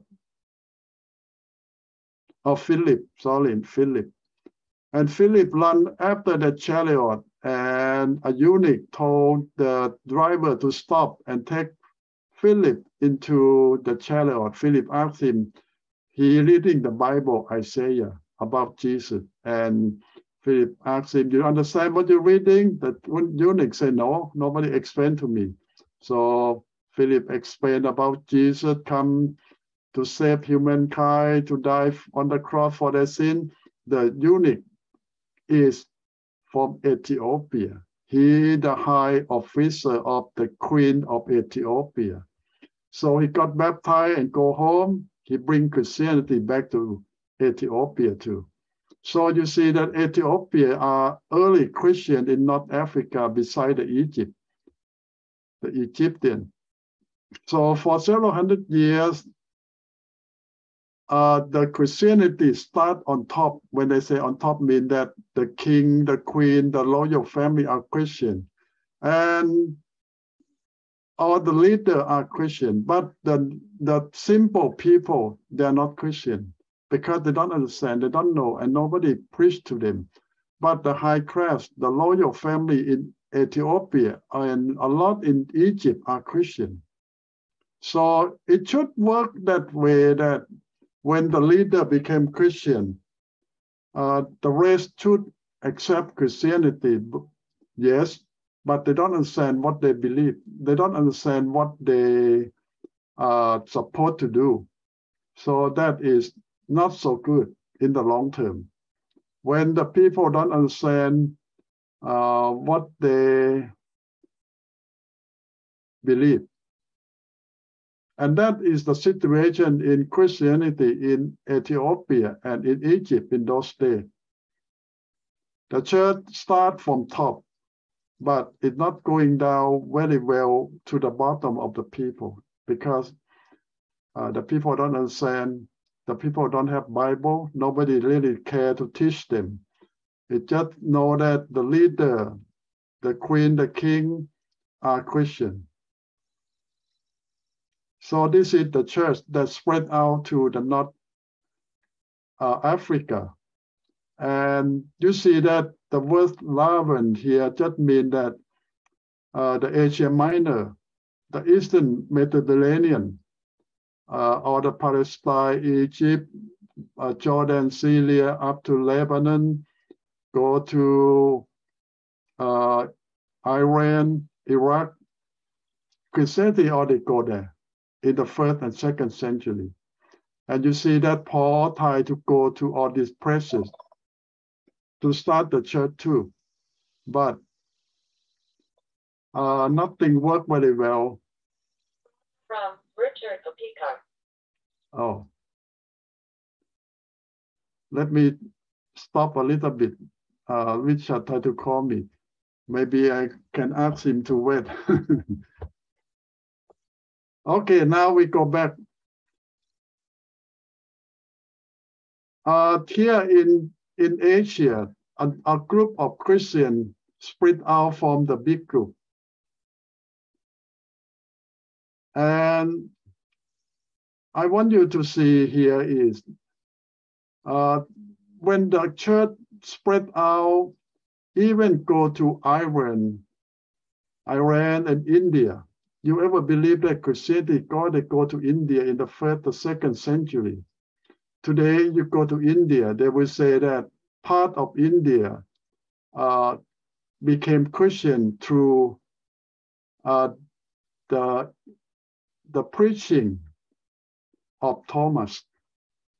Today, you go to India, South India, they will have a church of St. Thomas. The same Thomas that one of the 12 that don't believe that Jesus come from resurrection. He said that only when I put my finger to the hole in his hand and his side, I will believe. And Jesus come to show him and ask him to put his finger in. The same Thomas, they believe that went to India to be missionary from the 1st century. And even the church in India today confirm that. So India have the good news that Thomas went there. And like Paul, they travel by boat. Wherever the boat take them, they go. And Thomas come all the way to India. And Paul just end up in most of Italy, Spain, on a different side. You see that Paul go to Europe, go to the West. And very few go to the East. But Thomas end up in India. And Armenia in 301, in the early 4th century became Christian, the whole country, because the king, the leader became Christian. And Georgia, this is not a state in America though, it's a country. Today we call Eastern European. It used to be part of Russia, under the Russia Soviet Union. So in the early 4th century, the whole country became Christian too, because the king, the royal family became believer. So you see that on the 4th century, when Romans split out into the East and the West is Rome is the capital, and the East, Constantine built a new capital called Constantinople in the early 4th century. And the Christians in the East spread out everywhere too. But in the East, there is a section we call system, is the spread of the new teaching in the Eastern Church.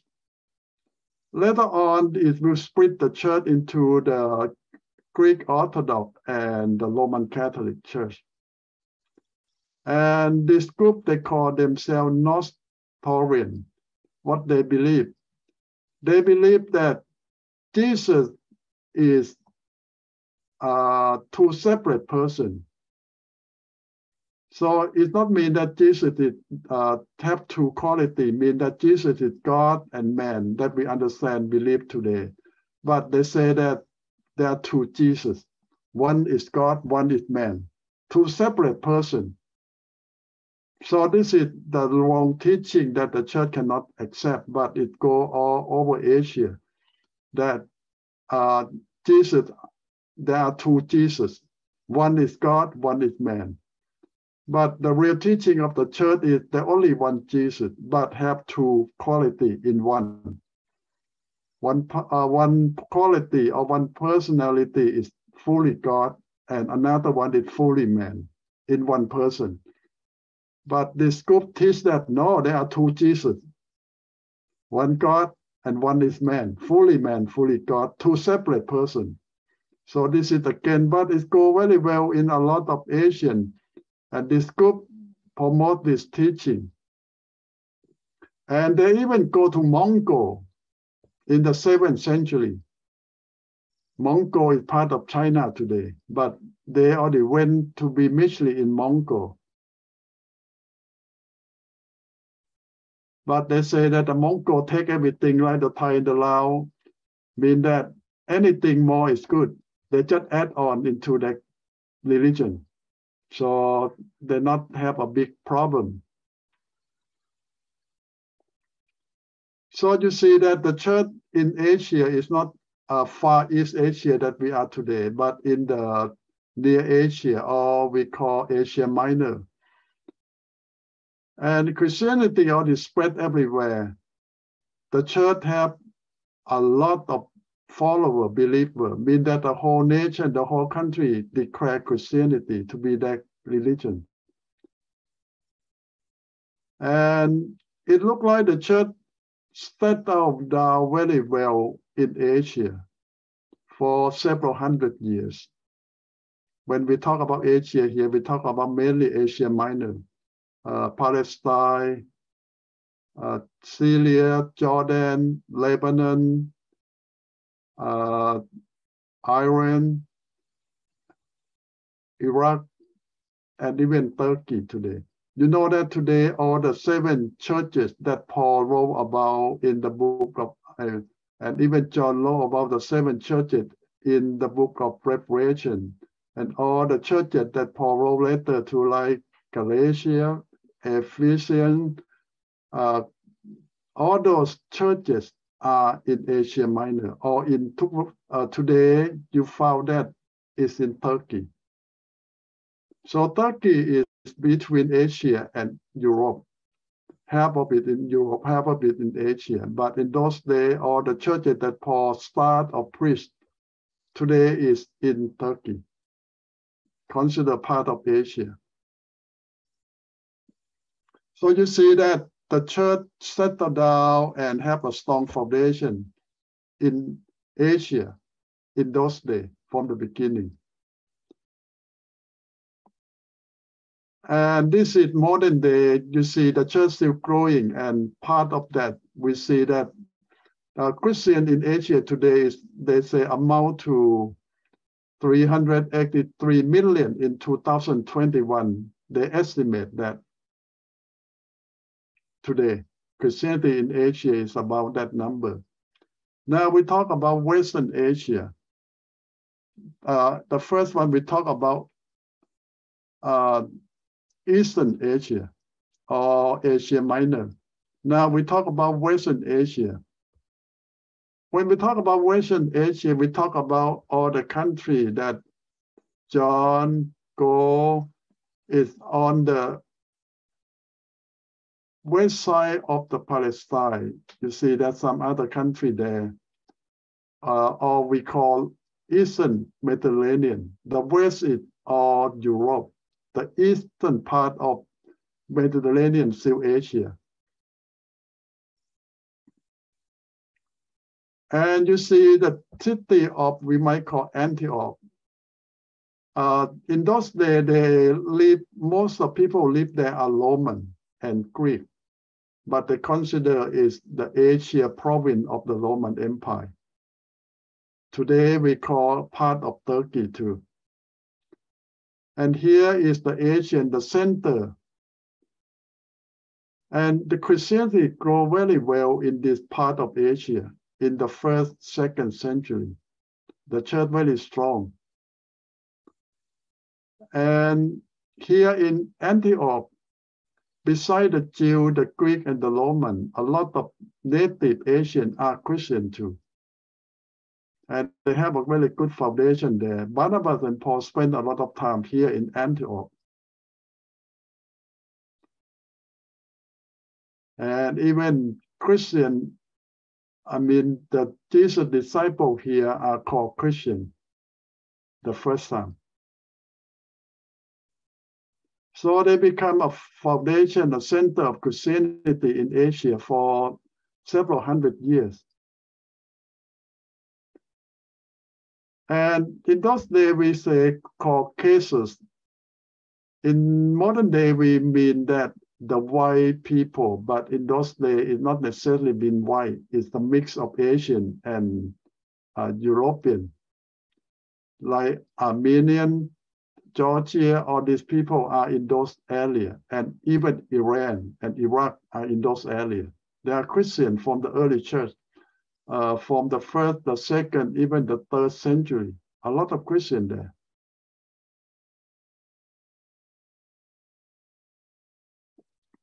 Now, even in Iran, this is we talk about before Islam come into the picture. You know that all these countries, Iran, Iraq, used to be Christian before they became Islam. We will talk more later on why they changed from Christianity to Islam. But before that, all those people are Christian for several hundred years. The church grown very well, and all of them have a strong foundation.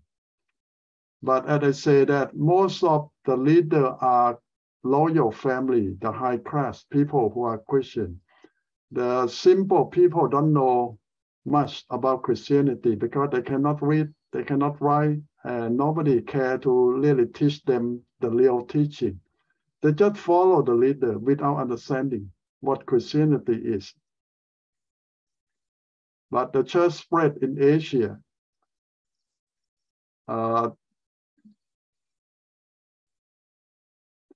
Now we talk about Central Asia. We talk about Far East. We talk about Asia Minor, Near East. We talk about Central Asia. And all these things is all the churches that Paul visit and start and preach all his life. A lot of time we think that Paul reached out to native people, but in fact, the church that Paul went and preached, most of them are Jews, Greek, and Roman. Not a lot of native joined the church in those days. Now we talk about India again, that as I said, that we believe that Thomas is the one who went all the way to India and started the church there. And some theory go on that maybe Thomas even go to Malaysia or China, but this is too far that we can accept. We just believe that he go all the way maybe to India and die there.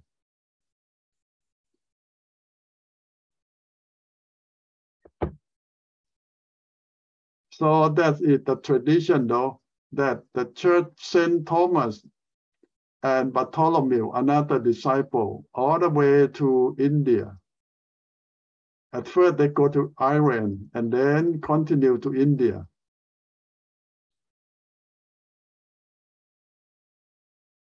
And there's a lot of legend going on that also it go to Afghanistan and also to Pakistan. But in those days, there's no Pakistan or Afghanistan yet.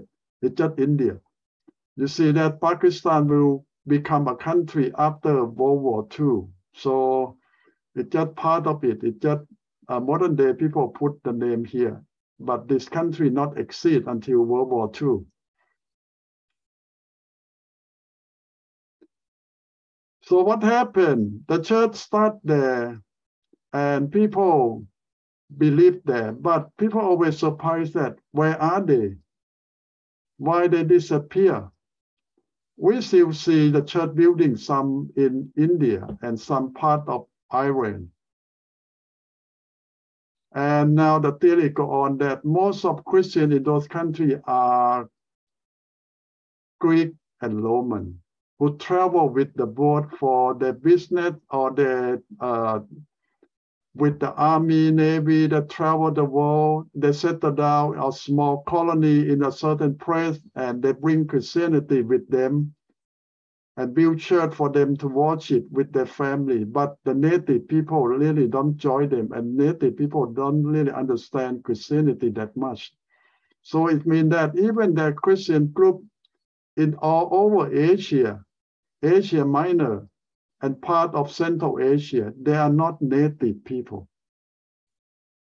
They are the Christian from Palestine, from Asia Minor. They are Christian, mostly the Jew, the Greek, and the Roman who travel there and settle down. So they are minority amongst all those people. Christianity don't really take root with the native people. It still become a foreigner religion. Now you see the point that why Christianity don't settle down in Thailand and Laos, because the people in Thailand and Laos don't think Christianity belong to Thai people. It just belong to a certain group of people who come to live in Thailand for a short time. Mostly American, European. So you say that Christianity went to Thailand long time ago, yes, but not the native people are Christian. It's the same thing in India or in Iran or Iraq and many other, like we talk about China and Mongol. There are Christians there from the early 1st, 2nd, 3rd century, but you cannot claim that the native people are Christian, no. The people who travel there bring Christianity with them and stay with them. But when they move out, Christianity and the church move out with them. Because the native people don't catch up on Christianity. They don't understand, they don't know. So this is maybe what we say the failure, that we did not pay attention to the native people. Or we don't have time, they say, or they don't have anyone to reach out to the native people. or the way we do it, not very successful.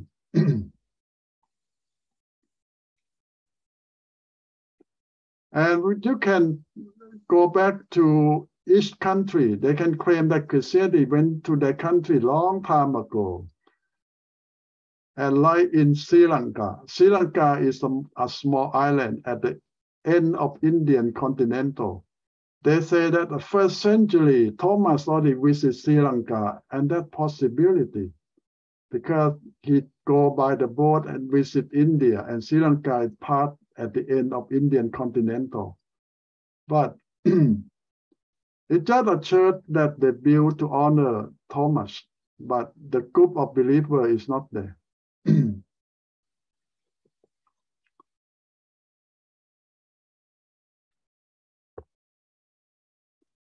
But you see that some of the Christian in Persia still there, the church and the group.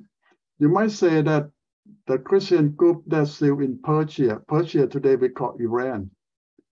They are the descendant of the first group of believers that lived there almost 2,000 years ago.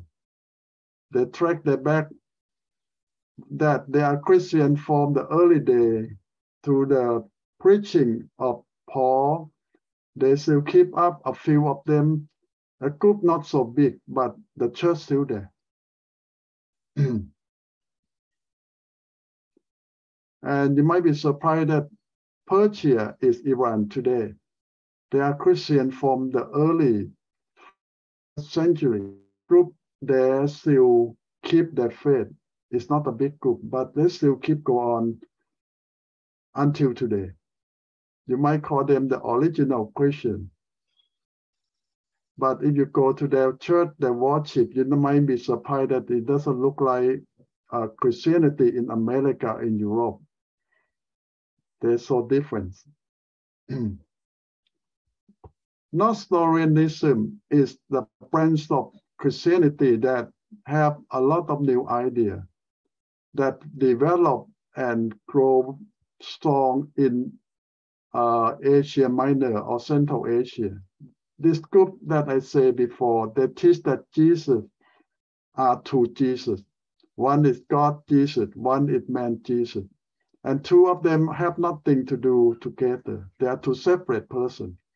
And the early church said they are wrong teaching. Because the real teaching is we have only one Jesus, but have two quality in one. Fully God and fully man. This is the real teaching of the church. But the Asian church have this kind of teaching that's wrong. The church keep moving.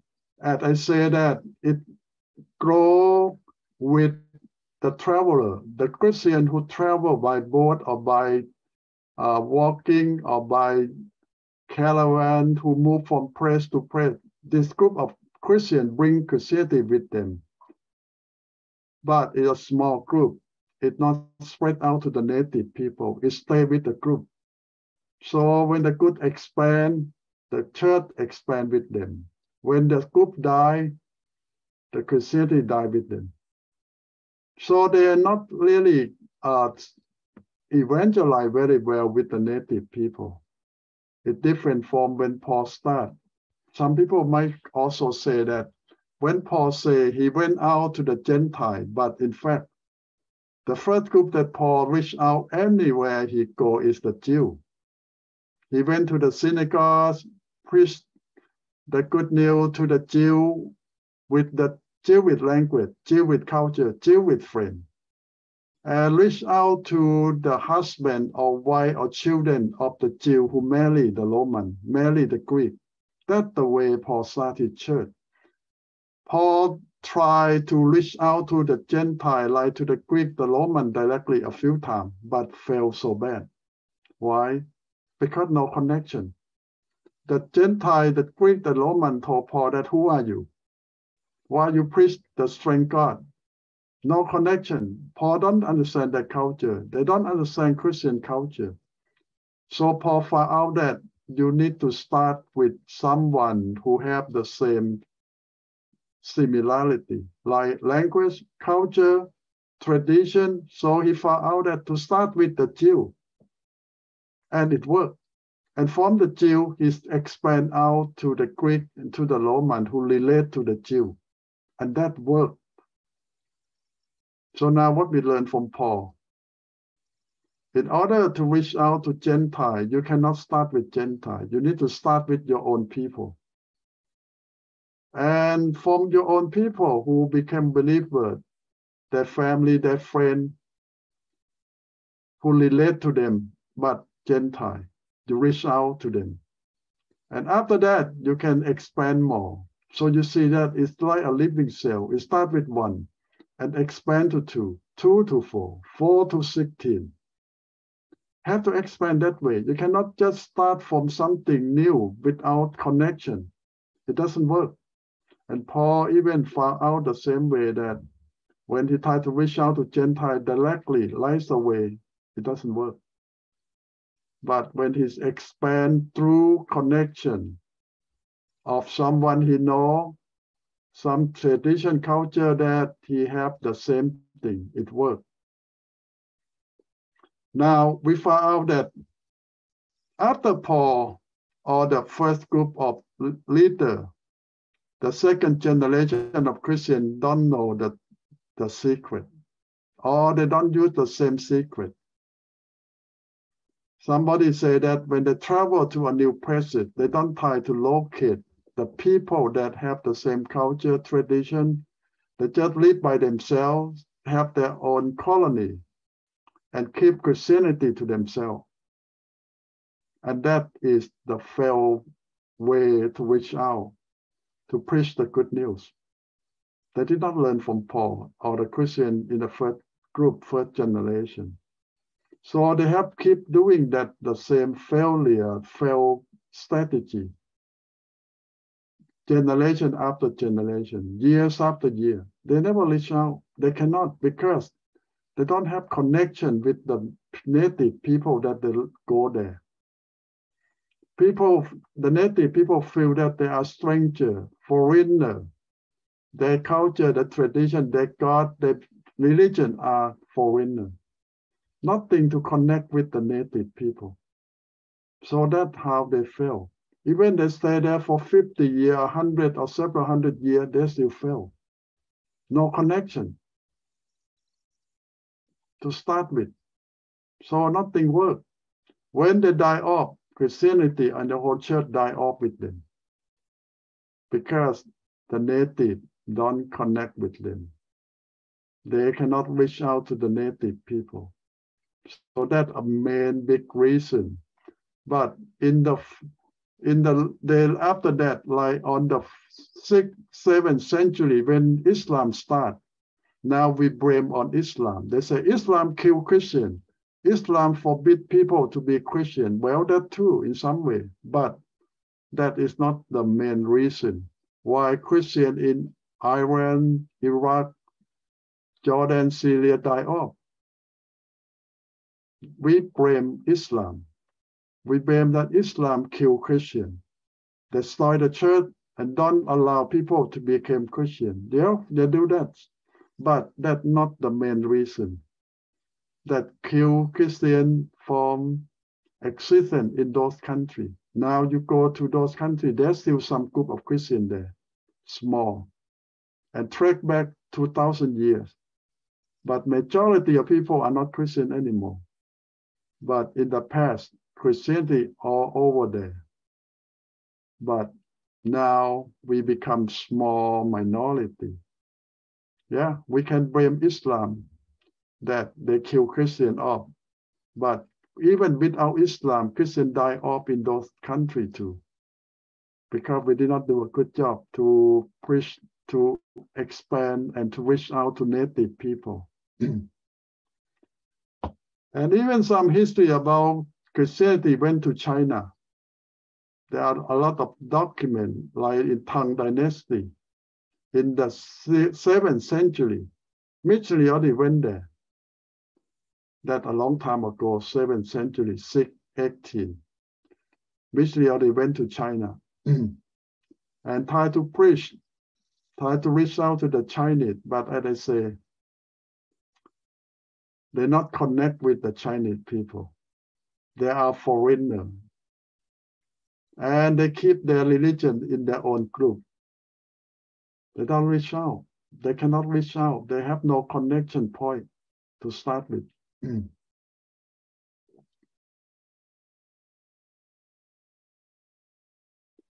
The Chinese call them that the religion of the Roman. So it's not for them.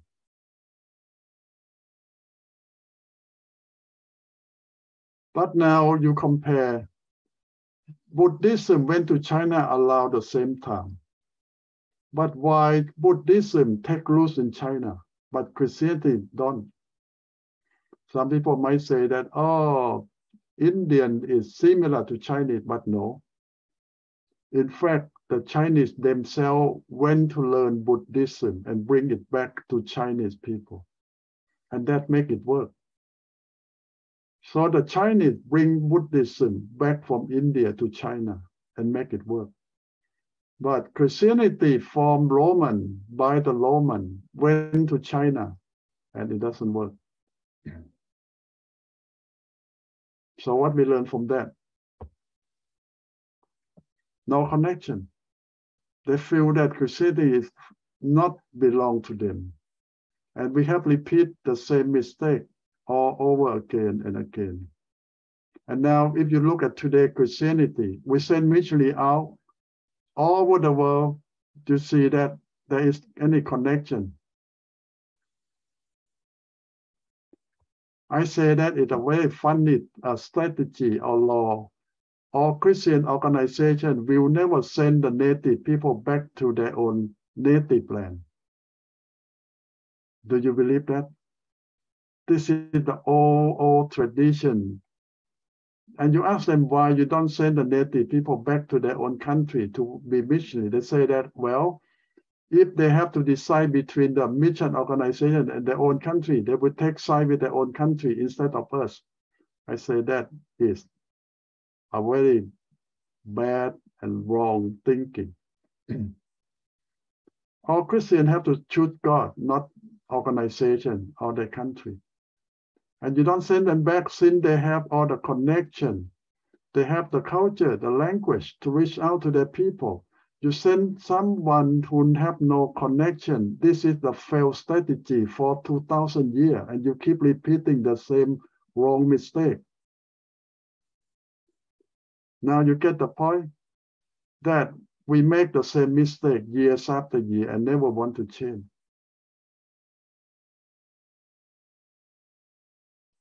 And Paul failed the first few years until God tried to tell him that he had to change that, and he changed, and he found success. When Paul went, he always go to the Jew first. All over the world where the Jew live, he go there, start with the Jew. And later on, he adopt a lot of new students, the Greek, the Roman. He teach them, train them, and send the Greek, the Roman back to their own people. You see that Timothy is half Jew, half Greek. Titus is fully Greek. And Luke is at least half Jew, half Roman. So you see that all his students at least half or fully Greek or Roman. Why? To go back to work with the Roman, with the Greek. Cannot send the Jew there. And it worked. And he himself started with the Jew because he's the fully Jew. So now we learn that a lot of churches that start in Asia and North Africa will fail because they have no connection with the native people. The leader might believe because they understand, because they have the knowledge, but the simple people don't understand. They don't know why they have to be Christian. No connection. So we have on at more study that's going on. Here is a study about Christianity amongst the North African and East African. When they talk about North African, they talk about Egypt. And the East African and the West, they talk about Ethiopian. As I mentioned before, that the eunuch from Ethiopia come to Jerusalem to worship God. And when he go back, he bring the Christianity back with him, but to the royal family, to the king palace, not to the native people. So today we should trace back even a lot of story about King Solomon and Sheba, the Queen of Sheba. It's also from Ethiopia. And the legend go on that Solomon had a son with Queen of Sheba. There they say this is some connection. So the Jew in Ethiopia last let's see, from time of Solomon until time today is around almost 3,000 years. There is a group of Jews in Ethiopia, even today.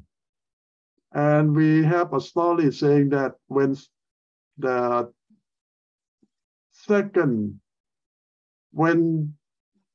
the temple in Jerusalem was destroyed by the Babylonian, the priest bring the Ark of Covenant to hide in Ethiopia.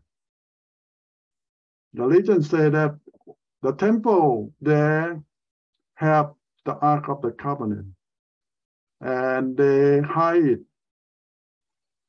Even today, the story still go on. the Ark of the Covenant is in Ethiopia. We don't know. That's just the story. But a big group of leaders in Ethiopia are Christian, not Christian. It started with Jew, but later on became Christian. Because of the connection, they start with the Jew and relationship with the Israel. So when they bring Christianity back to Ethiopia amongst all the leadership, among the royal family, they were well accepted. But it stopped there. It never spread out to the native, to the simple local people. No connection there. Well, some people say that they should do a better job. But that is the history. So the story will go on, talk more about Christian in the Red Sea area and Western Indian Ocean. Now we talk about the good news that I already mentioned that spread to India because of the trade route. The people who go to do business with other countries through the boat, they travel the world now. And a lot of them are Roman or Greek origin, and they are Christian. And now the priest, the missionary will go with them in the boat. So wherever the army reach out, the priest, the Christian leader or priest will go with them, try to preach. But as I say, they're not so successful. Why? Because as I say, they not connect with the people. Language, culture, tradition, not connection, no connection. So nothing works. Even they tried times after time. The church and Christianity just stick with the group that go with them to start a colony, trading colony.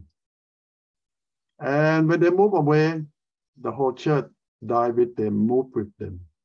Because the native never accept their belief or understand what they do.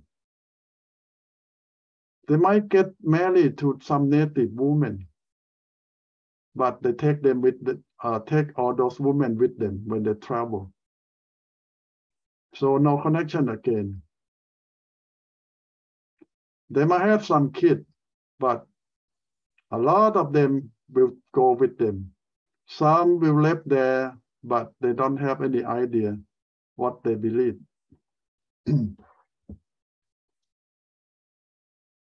So there's more study going on about Christianity in Egypt. Now you see that in the second century, Egypt is one of the center of education. Alexandria in Egypt. You remember that Alexander the Great come to conquer Egypt and start a new capital called Alexandria. And later on, Christianity will go there and spread so strong and have a very strong library and center of education in Alexandria. In the second, third century, all the leaders who have education there with Greek philosophy. The college is teaching Greek, not in Egyptian. Because most of the people who live there are loyal Greek soldiers. Alexandria is the city of the Greek in Egypt. Become the center of education for the Greek, for the Roman, not for the Egyptian. So they just take the land and live there. But as I say that, when you don't have any connection with the native people, how long you going to last? Not long. So it's just a section of Egypt that conquered by Greek and ruled by Greek for several hundred years. But later on, a lot of them will die off or mix with the native and lost their identity. And all the church died with them. But if you go back on the 3rd, the 4th century, A lot of Christian leaders have education in Alexandria and become leader. Even a lot of theology that we will learn later on will come from Alexandria too.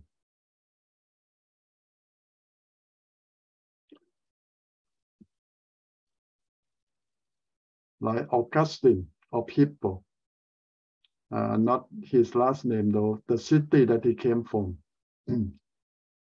And Augustine will be the one who said a lot of theology that we learn today, like the Trinity, come from Augustine.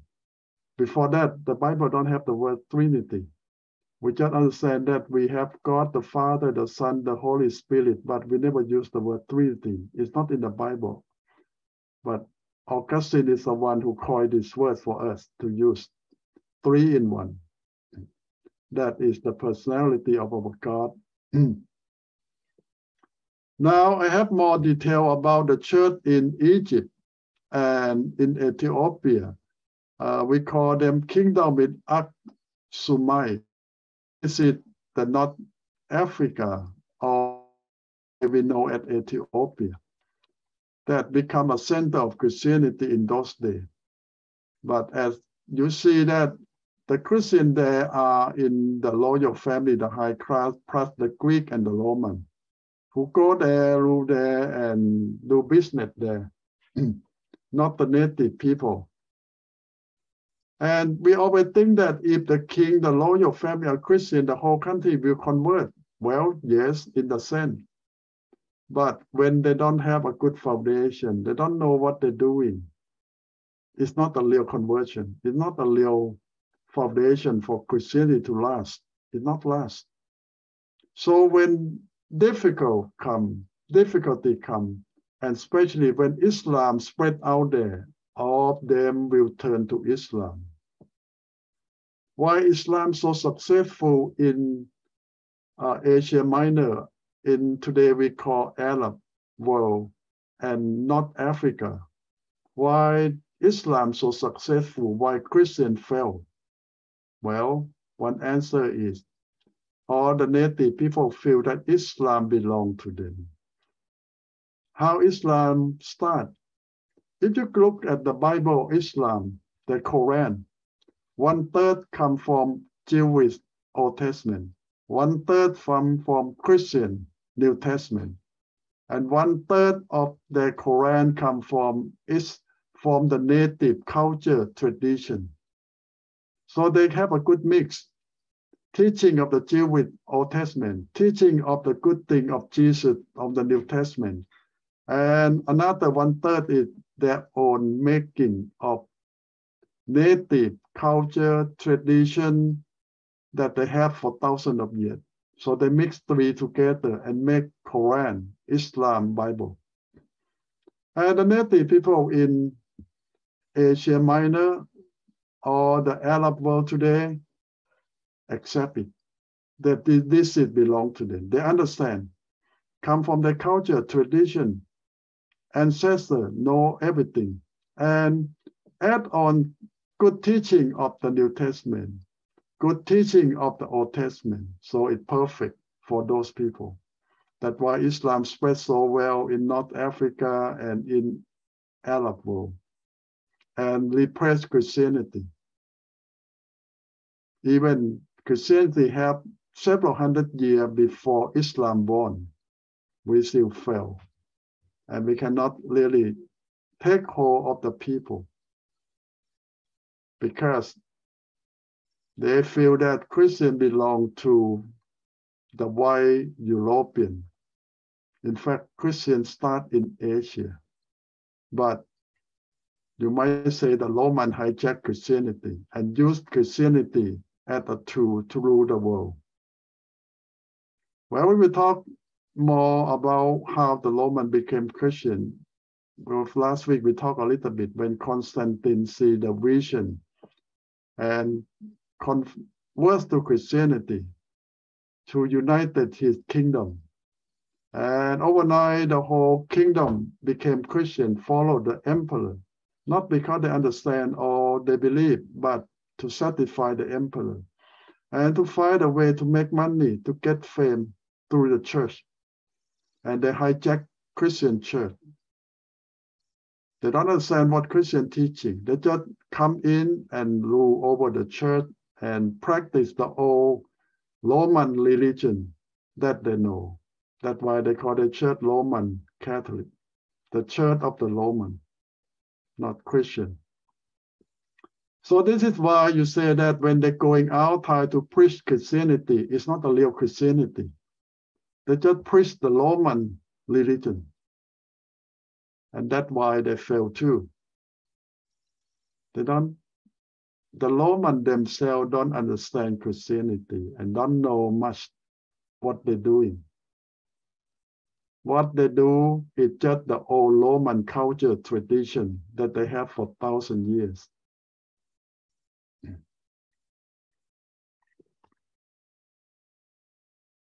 Okay, there's some more that I put at the end here, that why the church fell and what, if we can do it again, what should we do? There are many other arguments going on that why the church fell. And if we can do it again, will we fail or not? If we repeat the same thing that they did, we will fail again.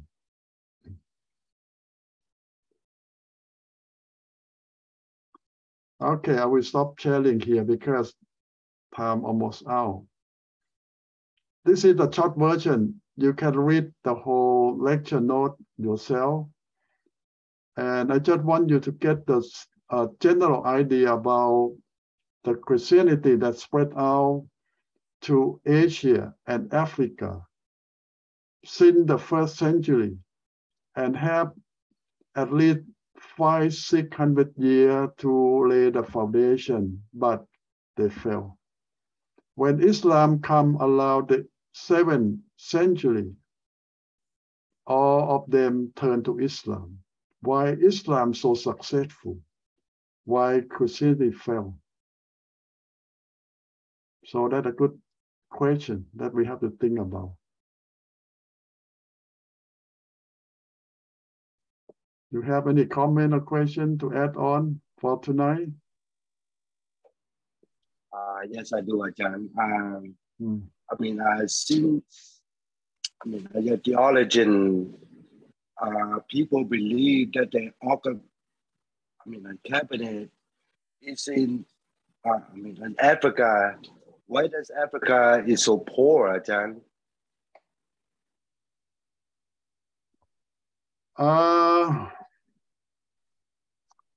I don't want to say why, but I want to quote the Bible this way. The Bible says that any land, any people who replace God with wrong teaching, with wrong God, the Bible says, I will curse them. I will curse them.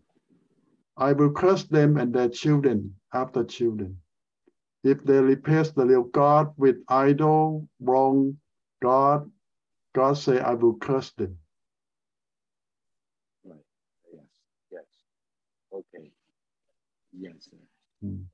That answers my question, Ajahn. Thank you. Yeah.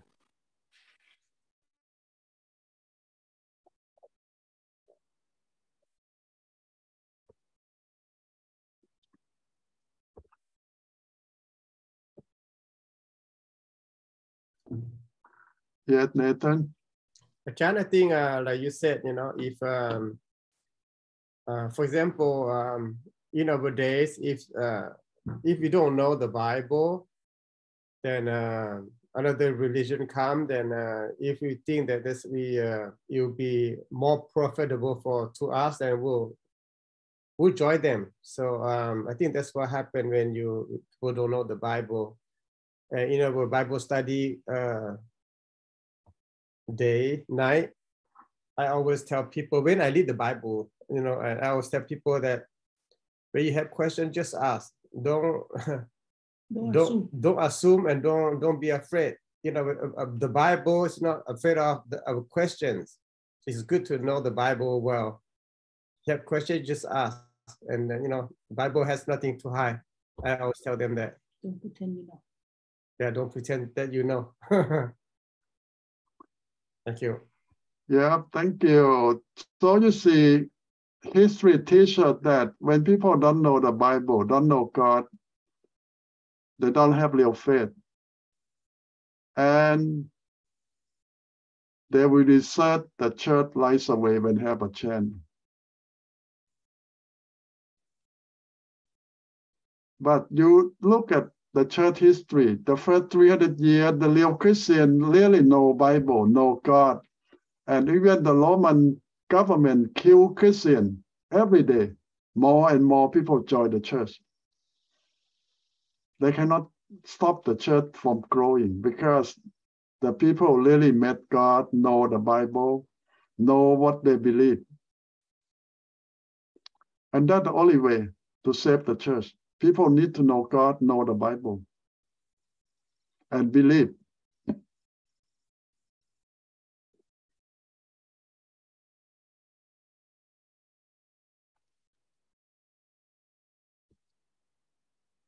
Well, if possible, I will send out the new chapter to you in a few days. So if you have chance to read in advance, chapter 6, I will send it out to you.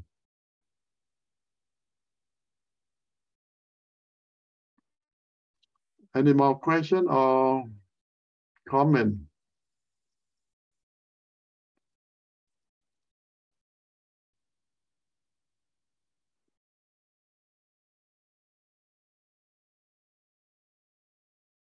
Okay, if not, we can pray and we can finish for tonight.